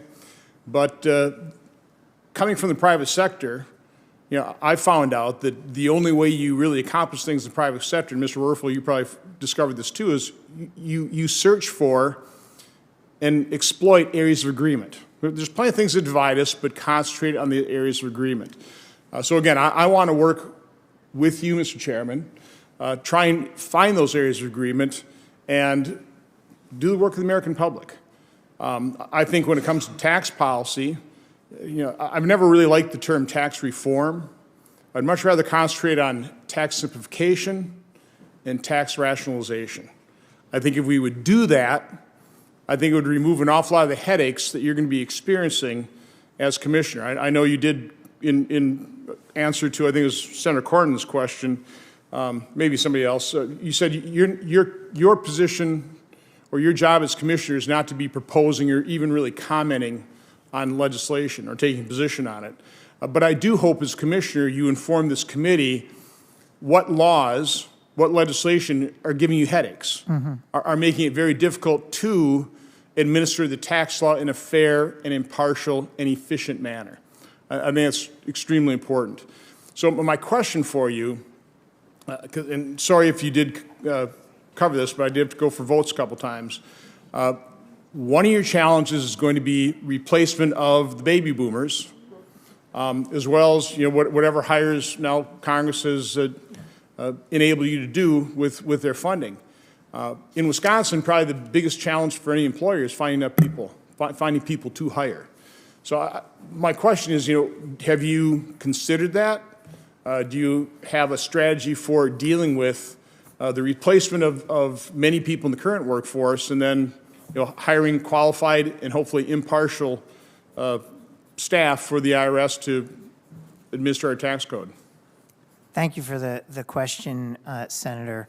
Absolutely. The statistics that you raise on the retirement of the baby boom generation, I think that's going to hit a lot of industries and a lot of government agencies. Looking at the statistics that I've seen, it's going to hit the IRS very hard, with tens of thousands of employees set to retire over the next 5 to 6 years. How do we backfill those? I start first with partnering with the Office of Personnel Management in terms of the broader government recruiting that they do. I also believe that there can be outreach to communities, to retirees that may want to come back and work and serve their country in this way if they have expertise. I think about veterans. I think about schools and graduate programs. There's maybe not everybody, but there are individuals that I think would be excited about the opportunity to serve their country in this particular way because they're interested in tax administration. They're fascinated by the world in which we operate. As Oliver Wendell Holmes said, taxes are essential to a civilized society, and I think some people get the itch to want to be involved in that. So I'm excited in particular about how to get people outside the IRS today who we're going to need in the future excited about the mission and on board. And if we do it right, they'll come on board with all the right mindsets of fairness, equity, impartiality, so that we can, in every step we do, build trust.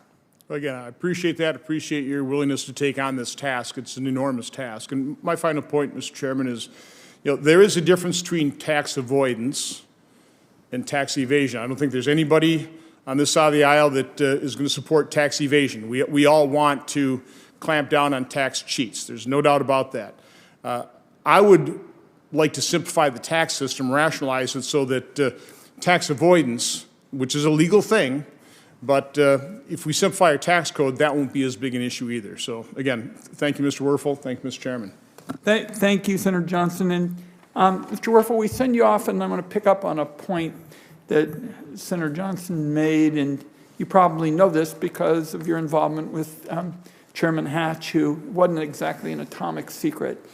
He treated me like a son, and we did big things in this room, child welfare and health care, a host of issues.